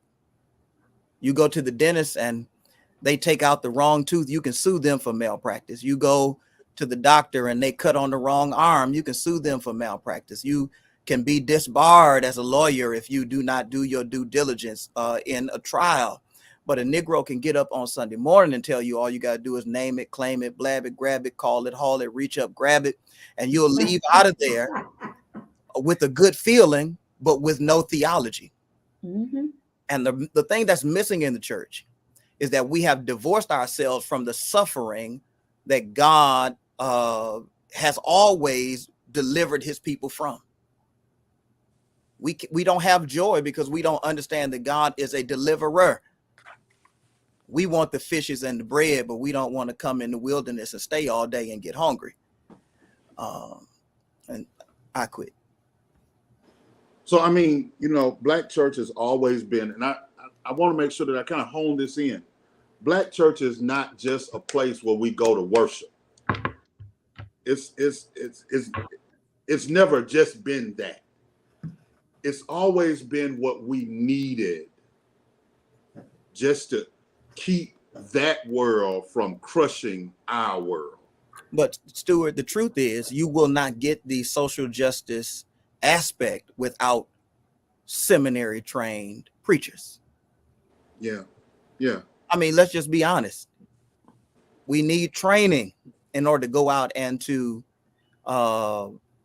save the world. Jesus didn't grab the disciples and on day 2 he sent them out there to draw all men. They had to spend time. They had to learn. We don't have a generation, even people my age don't want to learn. They want the title. And that's it. And that's the crazy part about like where we are right now. I'm looking at seminary grads and seminary students that are putting the work in. They're grinding it out.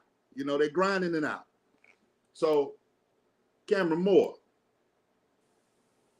what do we do with this more literate pew and this vacillation between a literate and an illiterate pulpit? I think that, and I can't remember, one of my professors, Dr. Ray McKenzie, he challenged us in his class to read a book. It's not coming to mind at this moment, but the debate in the church in regards to the educated preacher versus the preacher who, you know, God has called and has been supported by the church. And it's a debate and a conversation that's going to continue as long as the church continues to exist. I think that the call to action for the seminary trained preacher is, what do you do with your intellect or your knowledge once you leave seminary? Because the truth is that it is a privileged position to go to seminary, and everyone that we come in contact with, whether it's just, you know, the congregation or other ministers of the gospel, is not going to have that that avenue, the money, the increasing cost to go to seminary, the bandwidth, the sacrifice, you know, to do that. And so I think that what has to happen is that those who have had, God has afforded them the privilege to do that. How do we train, or how do we make our brothers and sisters in the ministry more socially conscious? How do we let them know that there's a connection between, life expectancy and what it is that Jesus has come to give us? And so I think that the task is what can we do as a collective to not necessarily just go back into our communities, into our churches, and assist the people, but what about the other people who we know that they have a call in their life? We all know somebody who has a call in their life, but the access to seminary is probably not going to avail itself. So what do we do to lend some of our privilege to that sister or that brother that needs it?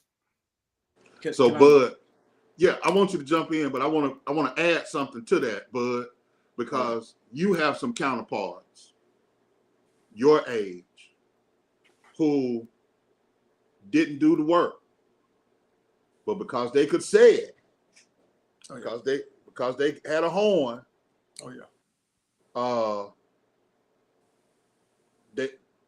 They ascend. So now factor that into this.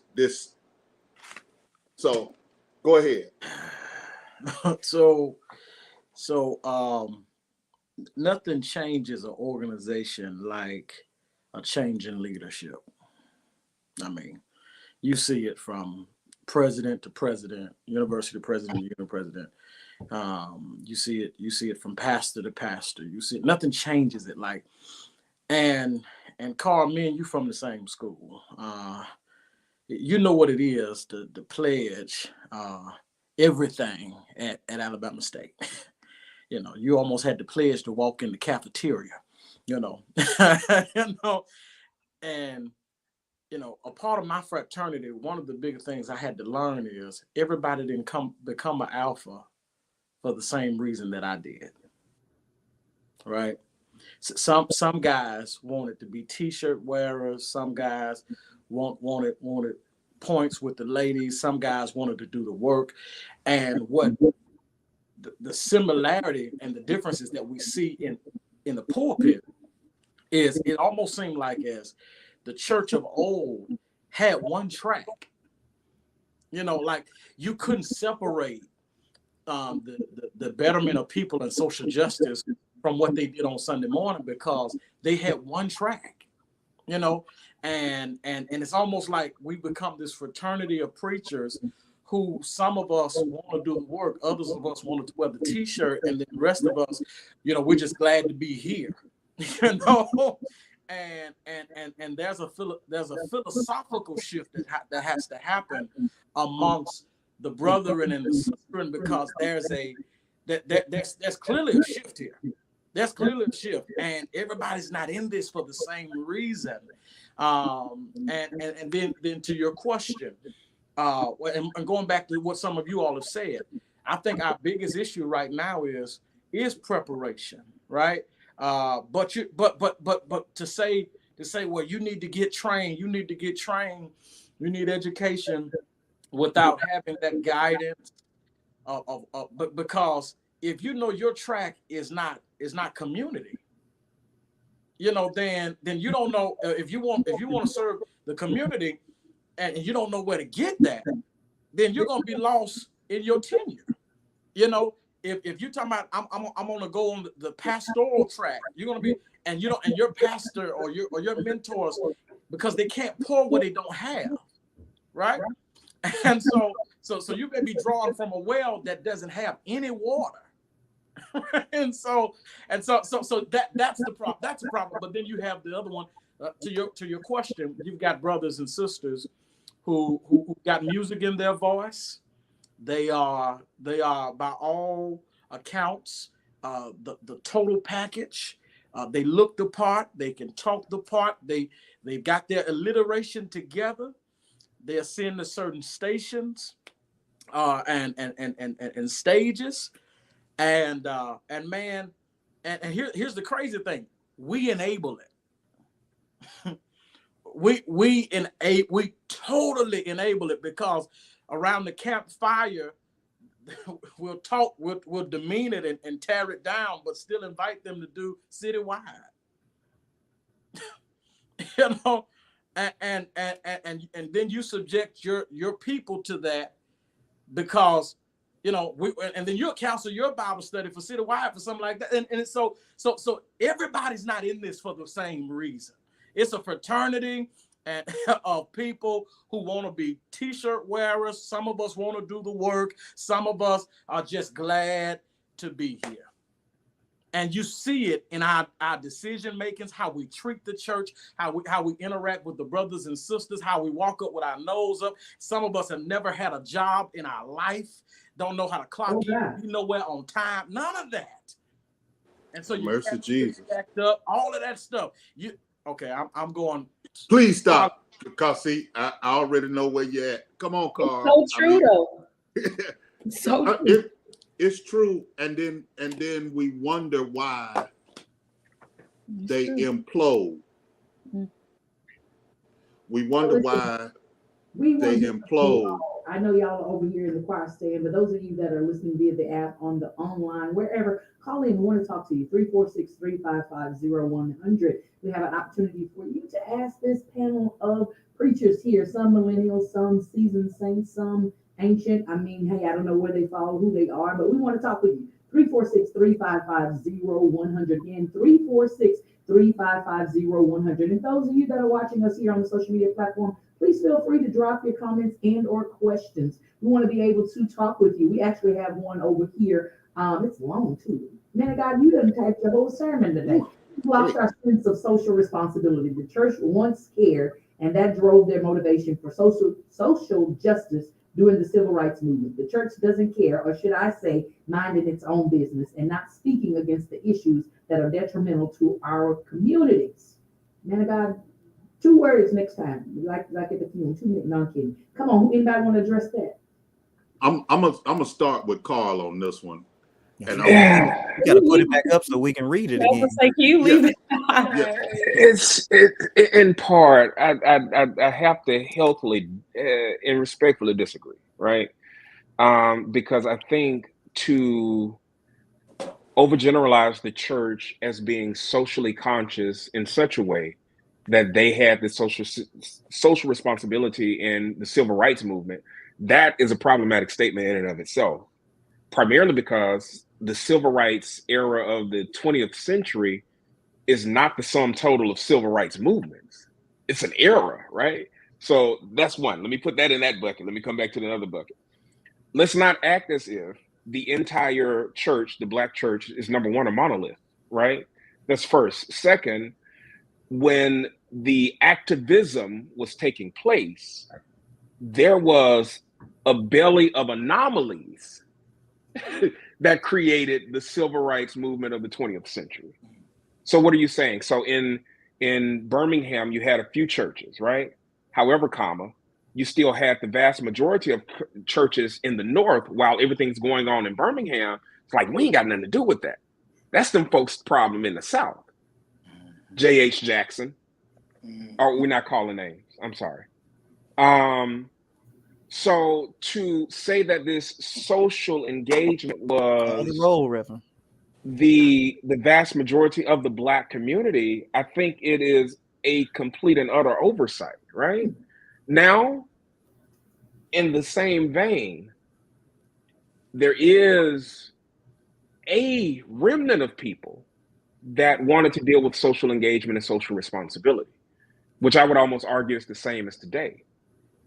I think, to go back to a couple of statements earlier about not education, but training, I think training has been what the problem is. We've had so much training, but very little education. Everybody's trained to be a preacher, right? We know the right scriptures to quote. We know the right talking points. We know the right passages to preach. That's what training does. This is a caveat of Dr. John Kennedy, not my own. But when we educate, we lift the veil of ignorance from our own eyes to where we live out our own independence and liberation. So what happens is if we start focusing on education, then teaching becomes less of a pedagogy, where it's instruction generated, and more heutagogical, where you sit and facilitate one bringing themselves out of their own darkness. that's how we live to the point to where the church can actually actualize what it means to live in a sense of liberation. But to see it as everybody had the social responsibility is certainly oversight. Number two, the church is not less focused on it. You know, is it less seen? Because honestly, any of us except Yielded that weren't alive in the 60s and 70s, we've never we've never seen, you know, the marches, right? You've come for us all night. I had to throw one. Whatever, Kyle from Living Single. Hey, I know how to spell Gen X. GENAARP. That's right, isn't it? I don't know. Man of God, meet me in the chat. We'll chat, pun intended. But no, seriously, I think if the church is to actualize its full potential, in terms of what we can be and what we've been created to be, it's not overgeneralizing us. You know, and I think Cameron has alluded to it. You know, everybody has different phases. How do we make all of these different phases, all of these different purposes live in concert together, as opposed to everybody trying to be the melody at the same time? Come on, just jump in where you fit in. I turned my mic off. I agree 100%. And I would say that even goes back to your statement of influence. And then Cameron's, not the Jesus Cameron, Welcome, Deja. She just got here, y'all. Welcome. Statement of the idea of education and the awareness, being influenced in the area of seminary and those different things.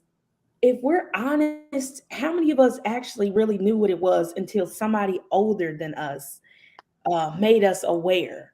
I had the influence of one of my lead elders from one of my home churches, Reverend Dr. Jamie Fluker, who was in seminary at the time and took what she knew from seminary to bring it to train our ministers at our church. So I'm in seminary based on the influence of one that came before me. And now, instead of me being just a folk preacher, a good hooping and hollering preacher, know that I'm called, know that God's spirit is what has led me to do this. I now can take and learn what I learned in seminary to the world. And so it makes you aware, and those places and those atmospheres, the context of seminary together, all together makes you aware of what's going on, not just in seminary, but what's going on in the world. I mean, like, seriously, like, you taking the history classes. I'm in a class right now that is one where I read about the slave trade. And I think it was Daniel Black, The Coming, and the idea, which is a wonderful book, by the way, the idea, him expressing the African culture and the freedom that people had before the ship, you know, and then they are now transformed and kind of, I suppose, marginalized and made to forget everything that they knew, because they were traded and put under the same, I would say, stigmatized and put under these social barriers of those who were not of our color, to making people believe that this is what this is. So when we look at what the church is right now, what really is the church? Is this what we knew before we were traded? Is this what we knew before slavery? The spirit that we had before we were traded? What really is the church? You know, what really is our biblical text that we read is going all the way back to sin. What is really sin? Is it a weight? Is it something that we need forgiveness for? Is it a burden? Because the reality is, if it is a burden that we can't carry, who can carry that burden? And so we talk to people and tell people that, you know, and talk to them and tell them, oh, you're sin this, you're sin that. But what about the grace that he came, that we all were saved by? That he can bear. If we can't bear the load, he can, right? If we can't, you're going to say something. So you allude to something that I know Black Jesus remembers. Dr. Tinsley says, you know, this idea of the God that is above deck versus the God that's beneath. Mm-hmm. And that we don't arrive in America tabula rasa, just this blank slate. We bring with us wherever we go. And I think as far as the question goes, we cannot allow the narrative of the civil rights movement to be told through the lens of white oppression, which makes you believe that the church had this awakening in 1950 that it never had before. Absolutely. And that does away with leaders like Richard Allen, and it does away with leaders like Denmark Vesey, and it does away with preachers like Nat Turner and Sojourner Truth. It does away with all of that to limit the conversation to what happens from 1950 to, I believe, through 1968. And so that's number one. And the church, the Black church especially, has always existed in a space where we had no other choice. Either if it was in the hush harbor or the brush harbor, we had no other choice but to speak to. Dr. Matt Johnson talked about a hope that grew out of our horror. That's basically what the church has been. Hope that grew out of the horror of our experience. And maybe the question, I know that a generation rushed to forget the horror after 1970. A generation rushed to forget that because now they lived in houses that they did not be of. But now we have the same horror and need the same hope, but the language is what separates us. Right? Is it the language that separates us, Black Jesus? Is it the language that separates us? There is always limitation of language.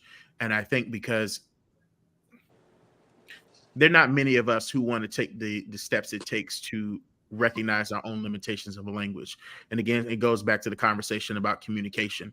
And we are comfortable operating in our silos to suggest that if you don't understand me in the way that I present it, then oh well. No one wants to take the extra step to say, I want to be understood, and I want to also be able to understand you as well. Whether we're talking about the gap in language between genders, whether that's socioeconomic status, whether that's age, whatever the case may be. And so with that being said, I think that's the key point. And I think that's the issue which you just said in regards to understanding our history in a very whitewashed lens. Because the truth is that there have always been fighters. That's why I try to tell young people all the time, don't make that foolish statement about I'm not my ancestors. No, you very much are, because there's always been resistance.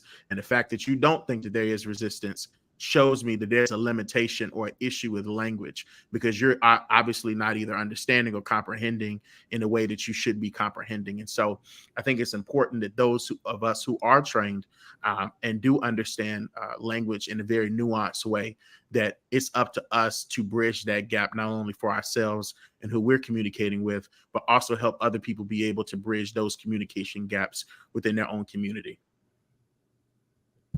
I want to go at that last comment that was put up on the screen. I couldn't let that go. As an educator for 20 years, I have seen the curriculum in both literature and history change in the classroom. They they are really wiping our history out of the minds of future generations. Slowly but surely, you look in literature books over the last 10 years and you see how many African-American writers have been taken out of literature books. And now they're just excerpts of Toni Morris. And now they're just excerpts of Paul Laurence Dunbar. And even in history, how they're trying to whitewash our history. It's crazy. So we're a generation removed from people who do not even know who Harriet Tubman was, who do not even know who Martin Luther King really was. And that's scary. And then you take into consideration that most pastors only show up to church on Sunday, and they do not involve themselves in the education of the young people in their pews. Is crazy. Crazy. How can you say you love your community and you don't even show up on whatever day your school board meeting is, but you ready to raise hell at city council or take a picture with the mayor when it's election time? And running across the pulpit. Yeah, and then you put that demon up in the pulpit in God's house. And I've never seen the prophet kiss the ring of the king in any scripture I've ever read. But Jesus said that the Spirit of the Lord is upon me, for He's anointed me. Never mind. Somebody else can go. Listen, All right, Bud. Before we You've move been, right you've been there, scratching Pastor on that Carl, paper. Huh? Put that, before we go there, Pastor Carl, put that book up. We're not doing that this day. No, sir. We're not. We're not God doing bless. that. Put the book away. Praise God. Come on, Bud. You on mute. What is the book? Hold on, Carl. Don't even ask. Don't even I'm ask. interested. Carl, I'm interested. You know? Call him, Pastor Hill. Call him. What is it? Talk. It ain't the Bible. Yes. It ain't the Bible. Nothing nowhere near it. It might be his Bible. No, it ain't. It ain't. It is not. It's It does close not to that contain section a in hell where word you got from your no nose God. piercing from. It's close to that section in hell. Right. Near your piercer and your tattoo artist and all of that. Yeah. It's right there. Because Jesus the only person that's supposed to have a piercing, so I don't know why she got one. Lord, Right. Oh Lord Jesus, keep me. Bye. Petty Van Bron. Petty Van. Petty Riley. Jesus Christ. Yeah. Okay. Anyway. Come on, Cameron. You seemingly the only one that has listened to this panel. Yeah. I thought it was Deja. Then she came for baby Black Jesus. Right. None. Cameron, you want to weigh in before we start? Yeah, things I don't like. No, man. I'm good unless I want to yield my time to Carl in this book. No, we don't yield no time. I mean, we all turn his mic off. Yielded, right? Then aren't we on yielded? So I'm yielded. We're on the Fiyah Show. Oh, okay, we're on the Fiyah Show. I'm yielded. But I couldn't write myself out of that one then. We could not. We're not doing. We're not giving Carl any extra time. Okay. On this evening, our dear Heavenly Father. All right. Well, I'm good with everybody else has said. I'm good. So here's the last question before we do the I don't like it, because apparently everybody's ready for the I don't like it section. Earlier, Deja made a statement that I think is a good way to synthesize our conversation tonight. She made a statement about being comfortable with your own voice. And even now, at this stage of the game, I am just now starting to be comfortable with my own voice, with who I am as a preacher of the gospel. And I didn't say that I am. I'm just starting to be comfortable, not sounding like, or sounding less like the standard bearers. And so I want to ask the group in no particular order. If you had to say something to a younger preacher right now about being comfortable with your own voice, or how are you learning to be comfortable with your voice? Or what do you want to say to yourself about becoming comfortable with your own voice? So in no particular order, what does that look like? What, are you becoming comfortable? Have you gotten comfortable? Are you still finding it? What do you want to? So in no particular order. Can I go first? I don't want to, because I'm not going to talk long, literally. So to kind of deal with both of the portions of that question, first for me, I think the older I get in preaching, the more I can't help but be myself. So that's one of the things that, and then I'm also telling myself it's okay to have been influenced by, Freddie Haynes, be influenced by N.H. Smith, and the list goes on and on. And so, and I still kind of hear remnants in that, but I know for a fact that I can't help but be me. Like they didn't, so that's that. But to a younger preacher, to a preacher that's coming up, how to find and identify your own voice, I would simply suggest that your voice develops over time and through experience. So don't be in a rush to have your own voice, but also have your own voice. So the vocal ability that God has given each and every one of us, and voice doesn't necessarily mean speaking, it could also be writing. That's a whole nother caveat, right? But I will say this: you'll know what you sound like when you go through some stuff. Yes, sir. And it'll take time and experience to develop your voice. So don't be in a rush, but always be yourself. Come on, who's next? Just get in where you fit in. I would, if I was to go back and talk to my younger self, I would definitely tell myself to take my time. And don't be ashamed that people equate me to my father or to my pastor, Dr. Chapman. Those are good things, but I can still be me while I listen and learn from them. And I agree with everything that Carl said, but the main thing I would tell myself, take your time. 19 was too young to be somebody's pastor. No matter how much they love you, like you, no matter how anointed you are, gifted you are, be a teenager. It's okay to be saved and a teenager. It's okay to go hang out and be saved. You can be both. It's okay to be yourself. You don't have to carry your Bible everywhere. You don't have to quote scripture everywhere you go. Don't nobody give a flying. Nobody cares that you were called to preach. They're there to have fun. And that is definitely one thing I would say to myself. There's some other things I would say to myself, but this is not what we're talking about. I'll stop. We can't say those things. We can't say those things on the radio. And I think if we said those things, we might get flagged on Facebook, and definitely YouTube would pull us all the way down. I'd be far. I'm gonna let Black Jesus be the last one because he's I think the youngest preaching age in the room. I think so. Bud, man, I would just say, ask God to give it to you, to reveal to you what His purpose for your preaching is. Like it's been said before, all of us have different tenets of this thing.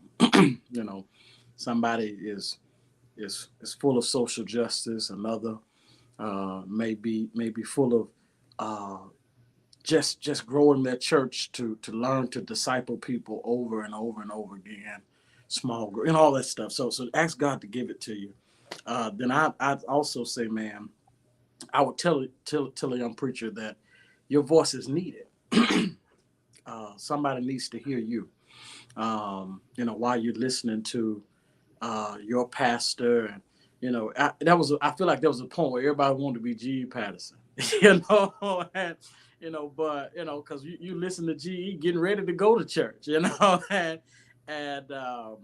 but it's okay. It's okay to love what they do, but that's not what God called you to do. We can all sing the same song, but the interpretation of that song from us sounds different. I may say thank you, Lord, different than you do, and it's gonna take away from your originality. Then I say study preaching, man. Study preaching. Listen to who you like. If you like pep rally preaching, be the best pep rally preacher you can be. If you are, if you're more intellectual and cerebral, go for it, but study it so you can know where you fall in this, right? And then I'll say commit to growing. Commit to growing. I asked my pastor a few years ago. I said, man, what has crafted your sermons or how you preach? He said exposure and evolution. He said I've been, the more I was exposed, the more I evolved, right? And so that would be my words to the brethren or the sisterin who want to continue in this thing. Just do you, and the Lord, he's gonna bless it. Amen. Amen. Listen, Deja, come on. I would definitely say, just like everybody else, be you. It's a million other people out there. It's only one you. Your mentors can influence you, but you don't have to be your mentors. You have your own voice. It's unique and it's needed. And I think one of the things that has helped me through the years is preaching my sermons at home to myself, preaching in the mirror, preaching, holding a whatever is near that is in most similarity to a microphone, preaching it, using my voice, giving it everything that I've got, making sure that before I go preach, I'm looking myself in the mirror and telling myself that I am needed, that I am necessary, that I have a word in me that God's people need. He didn't just call you for no reason. And so I think one of the most important, and then surround yourself with people that are going to encourage you and upbuild you, because the worst thing and the worst place to be is around people who are insecure and not sure of who they are, because they're going to be the ones who try to make you feel like your voice is not necessary or needed. They don't mind putting you down. They don't mind being the one trying to invalidate you. And so I would say most importantly, be yourself, and fall in love with yourself. Because once you do that, you'll begin to fall in love with your voice, and you'll begin to be comfortable hearing who you are when you preach. Don't be scared of your own voice. Amen. That's awesome. Thank you so much. All right, the anchor man. Where you Black at, Pastor Jesus. Stewart? Come into the light. Black Jesus. Pastor Stewart. You didn't got caught up in the rapture or something. We don't see you. Chris, your screen is dark, brother. Come on in. He too old. He don't understand technology. Somebody. Take the post-it note off the back of his camera. Listen, y'all, we are getting up to the testimonies part of the service here. Just a little bit different than any church you've ever attended. It's an opportunity for you to simply get some things off of your chest that you don't like. Listen, check it out. Every single thing. I don't like it. This is an opportunity for you to share on this segment.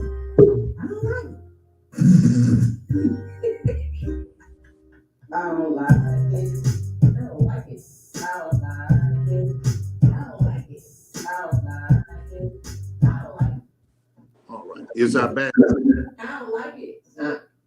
Yes, sir. You are back. Listen, thank you so much for joining us, Pastor Stewart. We're about to get right into this segment of testimony period. Nobody needs to kneel down at the moaning bench. Nobody needs to sing one of them songs, the call and response that only 3 people know.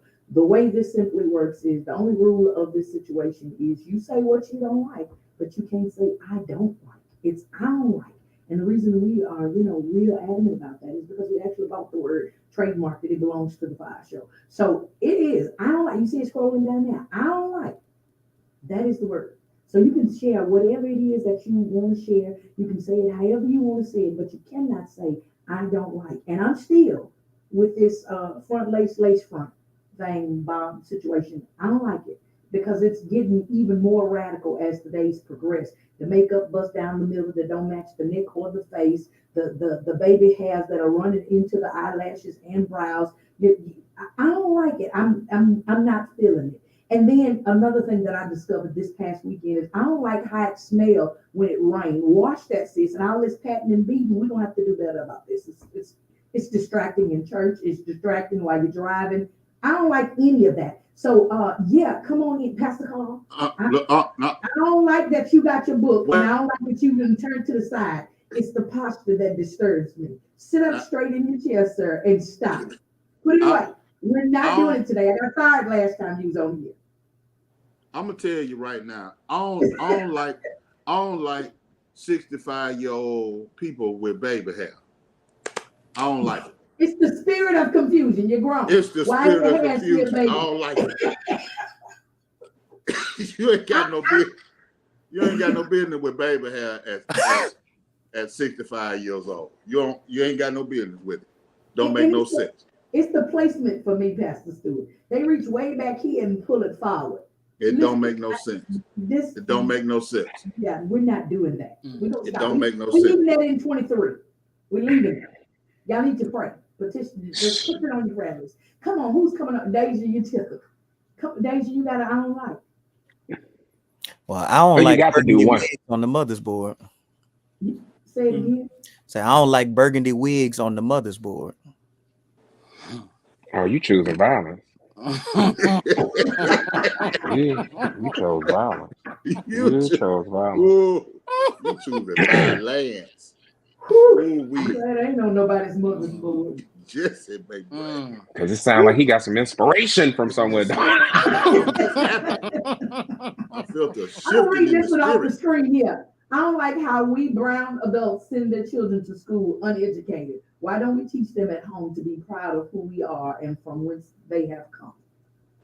You might teach them. That's it. Teach them. I'm with it. Put your hand down, Black Power on God would. No, sir. You're not saying Kyle. No. Kyle. Who said? So, Pastor Stewart, I don't know. I think you had fell off a little while ago, but they were saying in the chat that Keto looks like a Living Single extra. So I had to think of who he was looking like. So Kyle from Living Single. You remember with Khadijah and all? Yeah. Kyle. Everybody get one free joke, and after that, and I don't miss. I don't miss. I'm telling you now. I don't miss. I do not miss. I'm telling you now. Listen, I got this right here. You know what this is? I know it. I got it right here, and I'm go on let Cameron Moore get his I don't like out, because he's been sitting on it all week since I called him to be on the show. Oh, you told him about the I don't likes. He was on a couple of months ago. I don't like how you. It was months ago, bro. You having a senior moment, dog. I was thinking. That's the second time you done called me old, Cameron Moore. I thought he was talking about Yielda because she. I'm just ready to read my little book. But look, this for you, Hill. Look here. Go ahead, Cameron. I'm sorry, but this is for you while you was joking. I don't know if you're gonna be able to see it, but I want to show it to you. You play too much. It's actually my favorite while you was being a smarty. See, that's prophecy right there. That's prophecy. So he was gonna give me a peace offering. Put your cash app up, Hill. You done called out. You're a better prophet than Brian Carn tonight. Come on. Now see. Don't worry. Now see. We gotta violence. I don't like Cameron. People don't take pride in how we look or dress when they walk out the house. I'm with you. I'm sick of the pajama pants. I don't want to see. I don't like when you come to the airport and you look like you just rolled out the bed and shook. Did. That shook. Probably didn't even shake. Just rolled.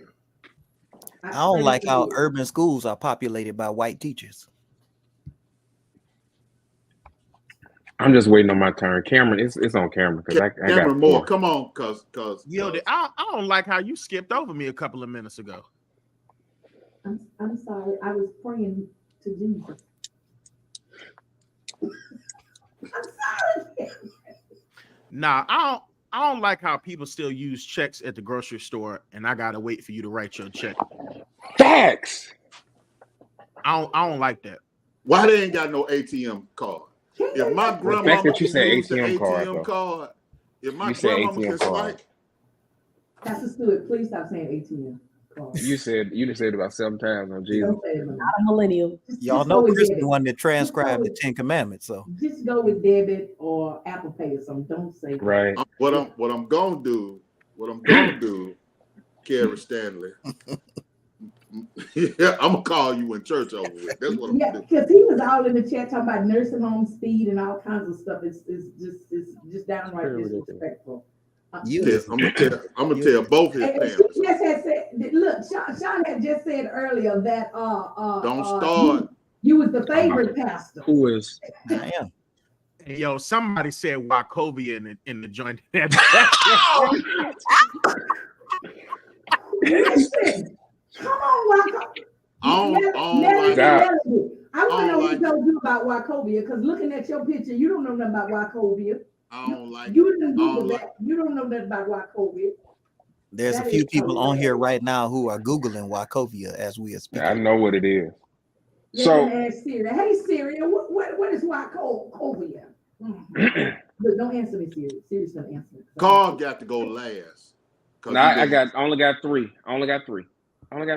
But I know one of the three is gonna need censoring, so I gotta prepare my finger. Yeah. So come on, Dave. Bud. You ready yet? Oh, you come. Wait, Daisy, you go. Come on with it. Daisy. I don't like how church mothers be having a whole lot to say and never brush their tongue. Ooh. I don't like it. You got all that peppermint in your pocketbook, but none of This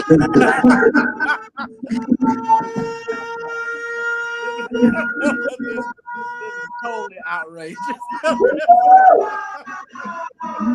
Mother mouth is It's outrageous. Yeshata. Mighty burning fire. Trash! Oh my god! Oh my god! coated tongue of thrush is the word. Okay, we're gonna say it. It's thrush. Yes. Wow. Who praise God. Daisy, Bud. thank you so much, Daisy.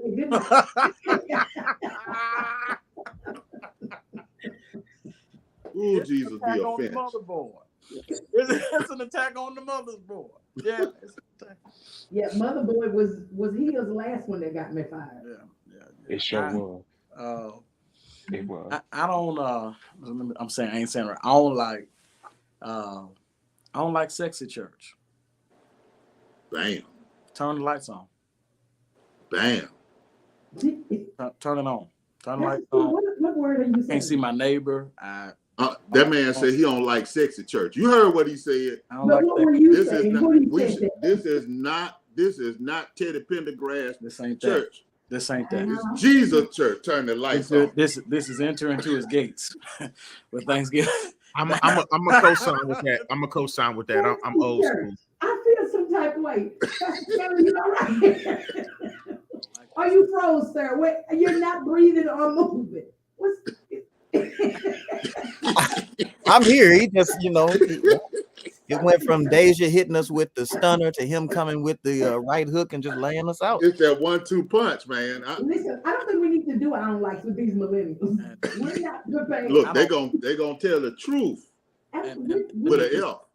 Let me just say this. I know Texas doesn't have it, but in Alabama, folks from Alabama know what I mean. I don't like that we stopped getting the chicken from Publix for annual day. Look, listen. I command that we get Publix chicken back. Bring Publix back to Publix chicken is The that truth. chicken. That chicken. the truth. I'm not excited. Since I don't care how since good- church is closed, since we don't get church's chicken no more, Right. we got to get Publix. I don't care how good you can cook chicken. Public chicken is reserved for annual days. Factuals. It's And law. And It's funerals. law. And funerals. And fumes. Absolutely fumes. And if you, yeah, Absolutely. I mean, and you know what? I don't like that we changed up the funeral menu. Oh Lord, now my nephew on here. Jesus, keep me to the cross. Chicken. It's chicken. It's green beans. It's Mashed roll. potatoes. Roll or mashed potatoes. Potatoes. Roll. Oh no, I'm sorry. Excuse me. It's rice when it's a banquet. That's $45 a plate. Uh-huh. That's right. Yeah. There we go. Yeah. Right. Yeah. Keep the Yeah, menu. that's the right. menu. Right. Totally forgot. Excuse me. Yeah, they done brought baby shower meatballs to funerals now. Right. They don't taste the Devil same is unless it's busy. an out of the wedlock wedding. I mean, baby shower. You know. Yeah, That's what the meatballs It taste gotta like. be a single mother's baby shower for the meatball to taste good. Hey yo, y'all gotta chill. Y'all Wait a gotta minute, Pastor Kevin Bryan done joined the doggone conversation. Lord, And keep the me, way Jesus. some cook, please get the size. Way some people say, yeah, the tater salad, dog. The ice. When you from Alabama, you say iced potato salad, dog. You know, that's iced potato salad. Is it my turn yet? It's really good. I'm on my best behavior. Go ahead, please. Go ahead. No, Pastor Stewart, no, we still got a good 20 Can I just minutes. slide one No. thing in before Carl give his? Please, everybody slide something in. Can we bring back big arms to the kitchen committee at the church? Facts. I don't like the people with skinny arms cooking in church. Not just big arms though. Not just big arms. The meat gotta hang over the elbow. Not Right. just big arms. You got to have cankles where your ankle is a little darker than the rest of your leg. You know, them people can cook. And the house shoes got to be like literally. It has to be on the floor. Like you the got to have soul of it has to be on the floor. And you got to have cigarette burns in your apron.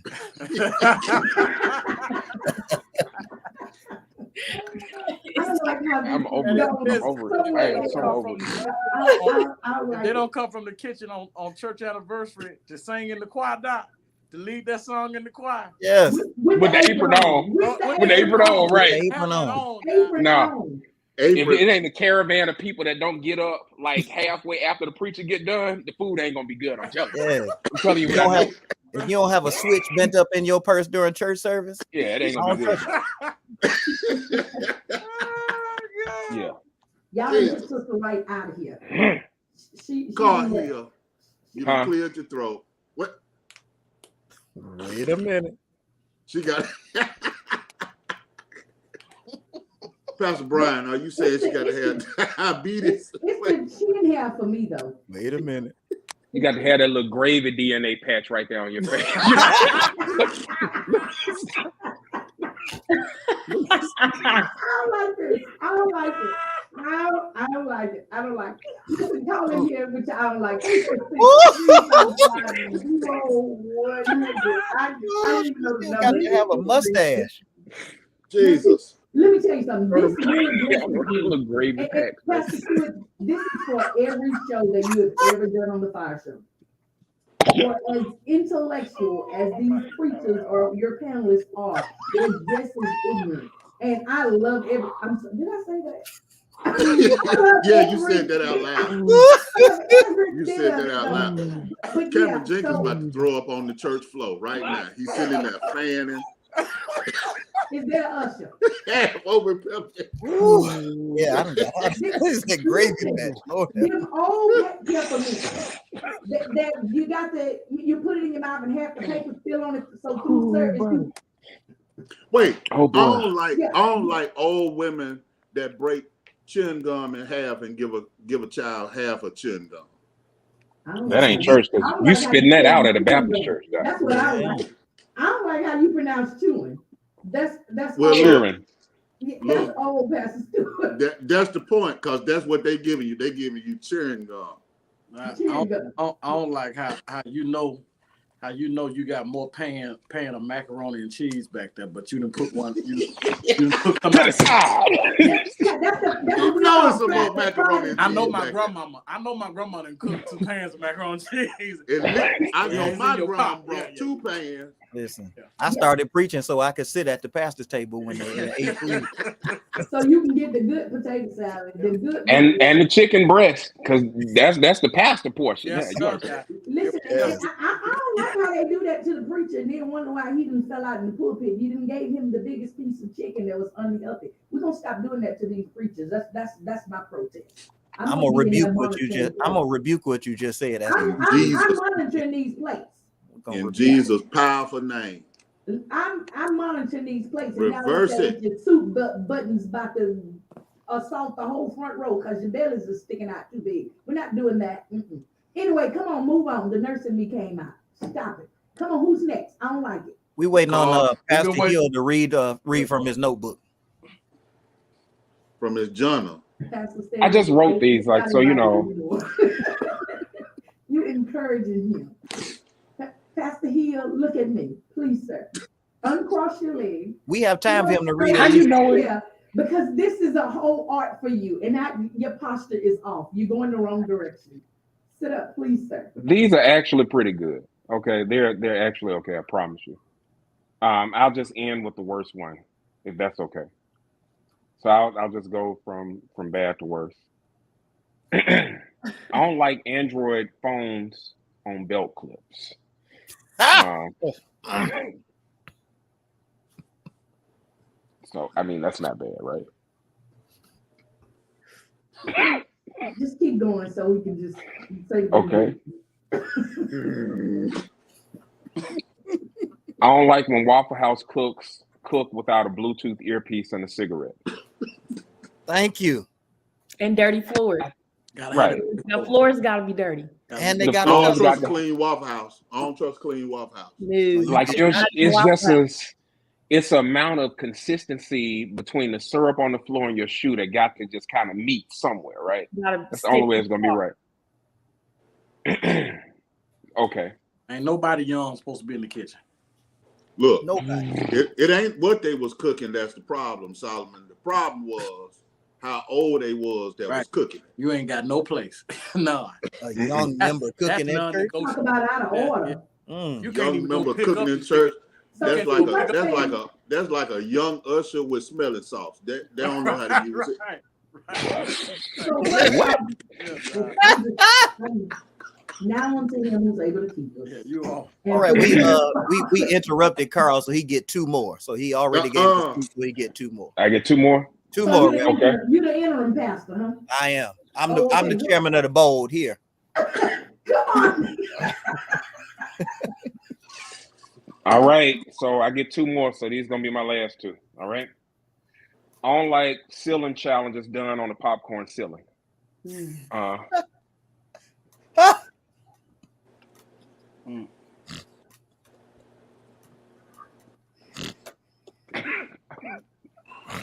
Go on to the next one, brother.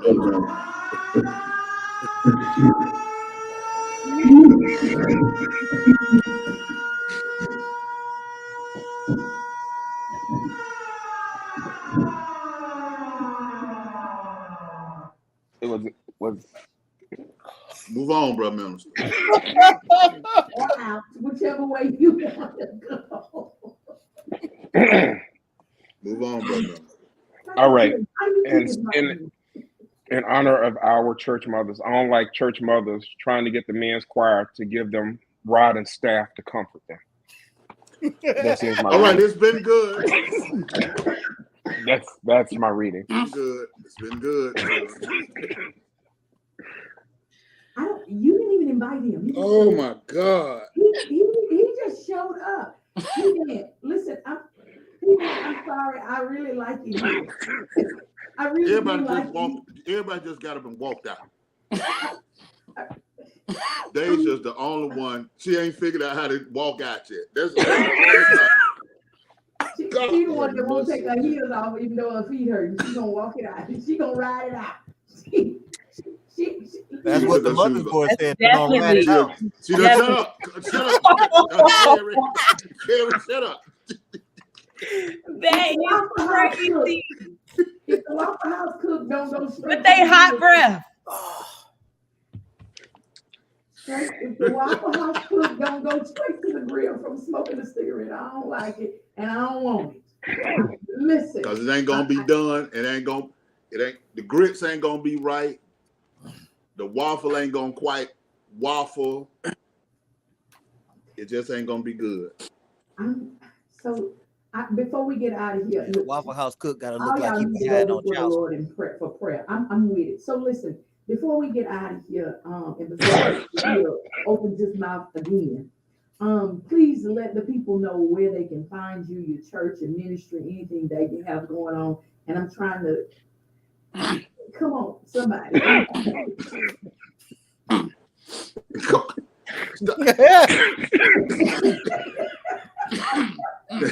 I promise, Pastor Stewart, I'm so grateful that this is your last show. I'm just so for 2023. I don't get to come back. If Carl here comes, no. I can't take cars nowhere. Not even to the corner store. Listen, come on, man, God. You don't want the last one that's written, like it's too far. We have a request from the people, and this is the people's show. I can't. I feel bad about this one. Are the statements made by the host or the guest or not the necessary of the radio station? You sure? Slow and sure. Look.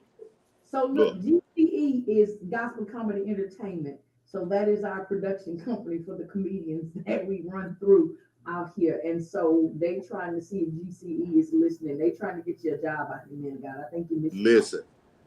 First of all, he cannot come unchaperoned nowhere. Because him don't know how to act. Muzzle is more like it. Chaperone is, we out here right now didn't do us no good. You need a muzzle. So, Carl here, just do me a favor, please. Constrain it. You know, put it in the box. The way his forehead is looking, it's not giving. It's looking real mighty Kyle Barkerish. I need you to come on in. I just saw it when you did get a free one. You get a free one. Okay, hold on here, real quick, because Cameron Jesus has got to go. Sir, tell us where we can find you, what you got going on, and we're gonna let you slide out of here. I'm around.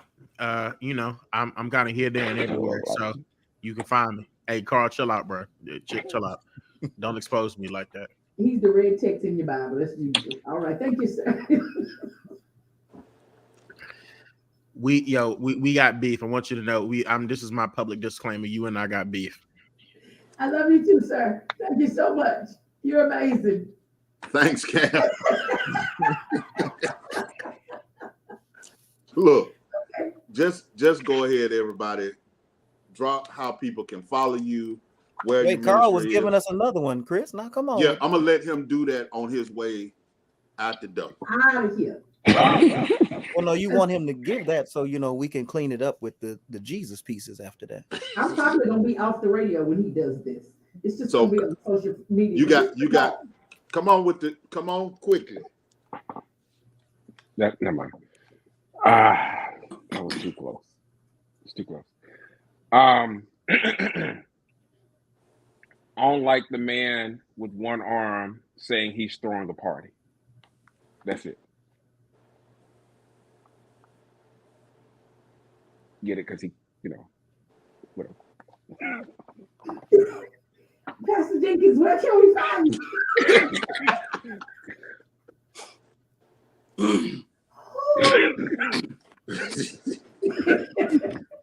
All right. Facebook is Cameron D. Jenkins. Instagram CDion_Jenkins. All right. I'm having a little respiratory. What and church is Huh?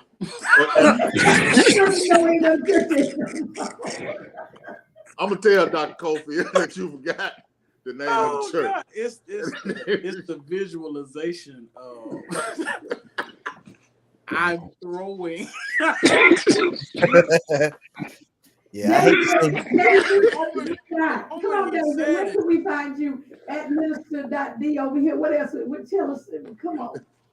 At I hate to see him throw a Minister.D fit. on Instagram and on Facebook. You can find me at my first and last name, D-A-J-A McIntyre.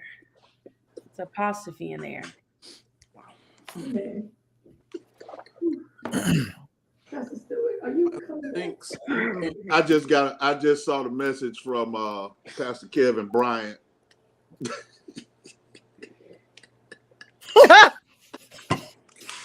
Pastor Brian, you are no longer welcome in the Fire Church either. You and Neil are together. Don't come around here no more.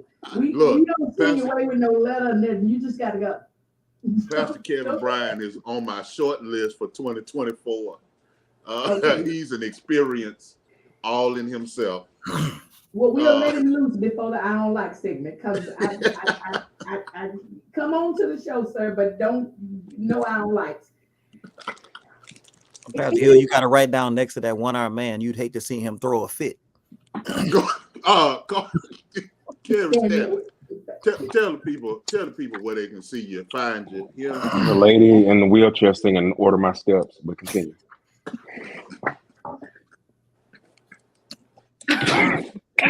Deja, no. Don't do it. Don't do it.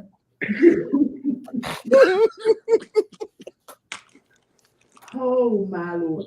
So listen, it is not our intent. What did the disclaimer say?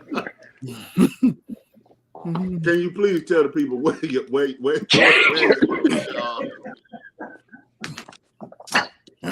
how they can find you all? Pastor Bryant, please.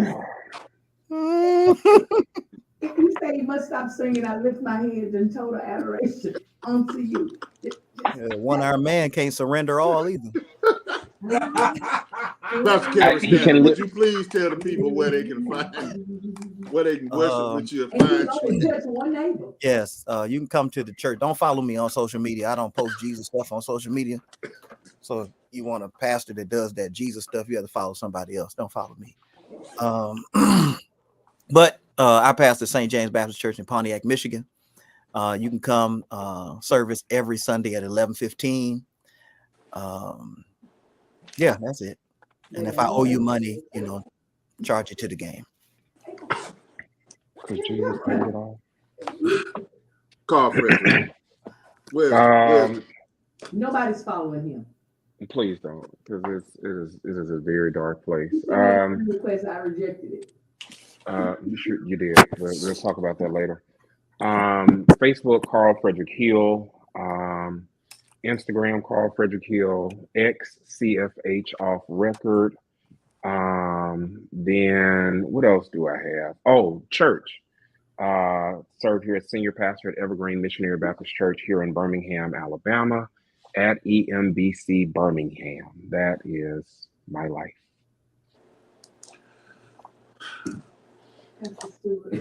It's been fun, Yielded. Another great and interesting show.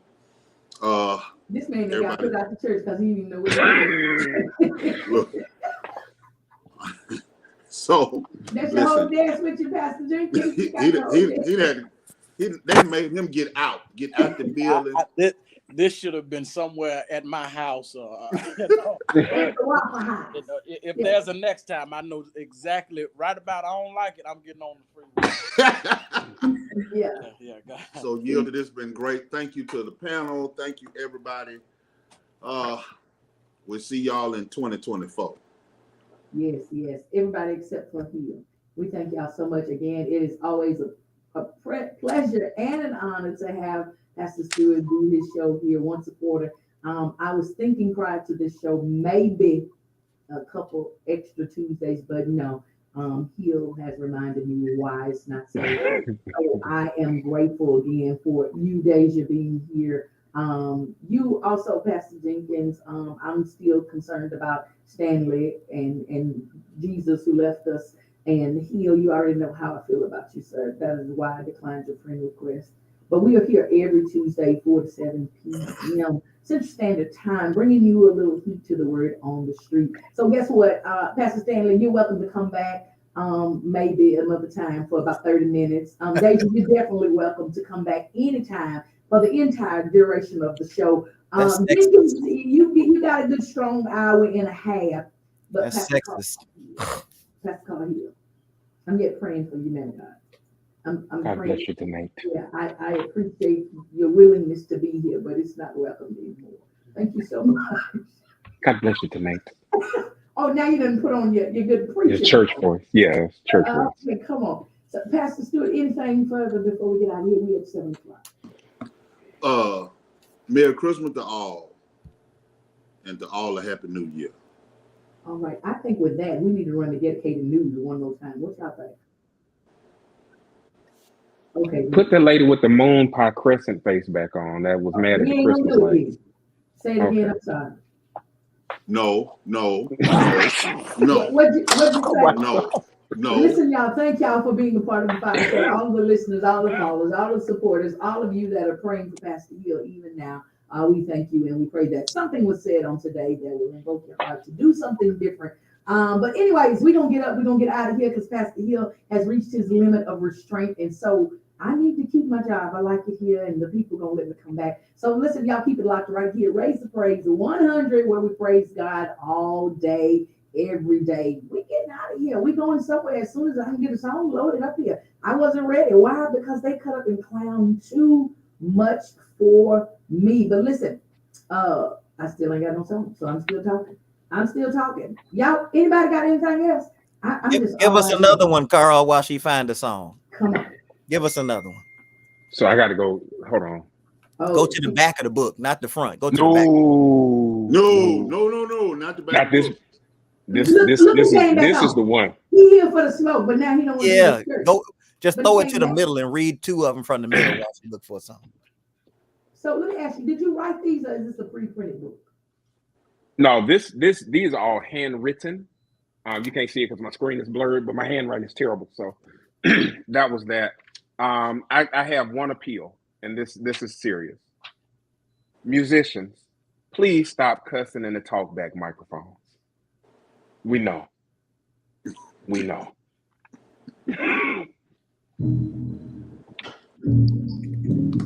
Listen, y'all, it's been a Fiyah Show. It's been fun. We do know. Thank you so much, Pastor Fiyah, Stewart, and the crew. We'll see y'all next time.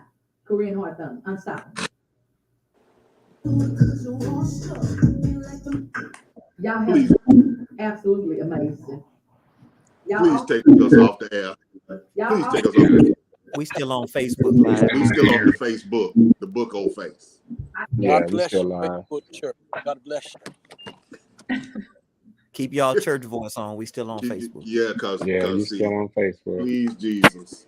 I don't even know how to stream without ending the whole thing. We don't want Deja's engagements to be canceled.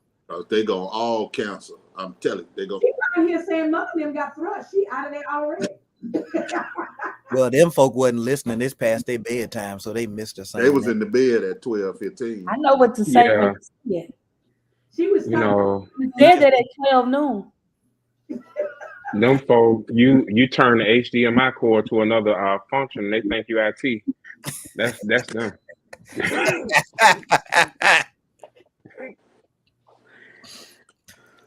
It's been fun. Thank you. We still live on. We still live on the book. Are you gonna take us off the book? I don't know how to take it off the book without shutting down the whole thing. I think my computer frozen like Elsa. Goodbye, y'all. Everybody just leave the room. God bless y'all. Thank you. Yeah, certainly. Yeah, I'll text Chris what I want.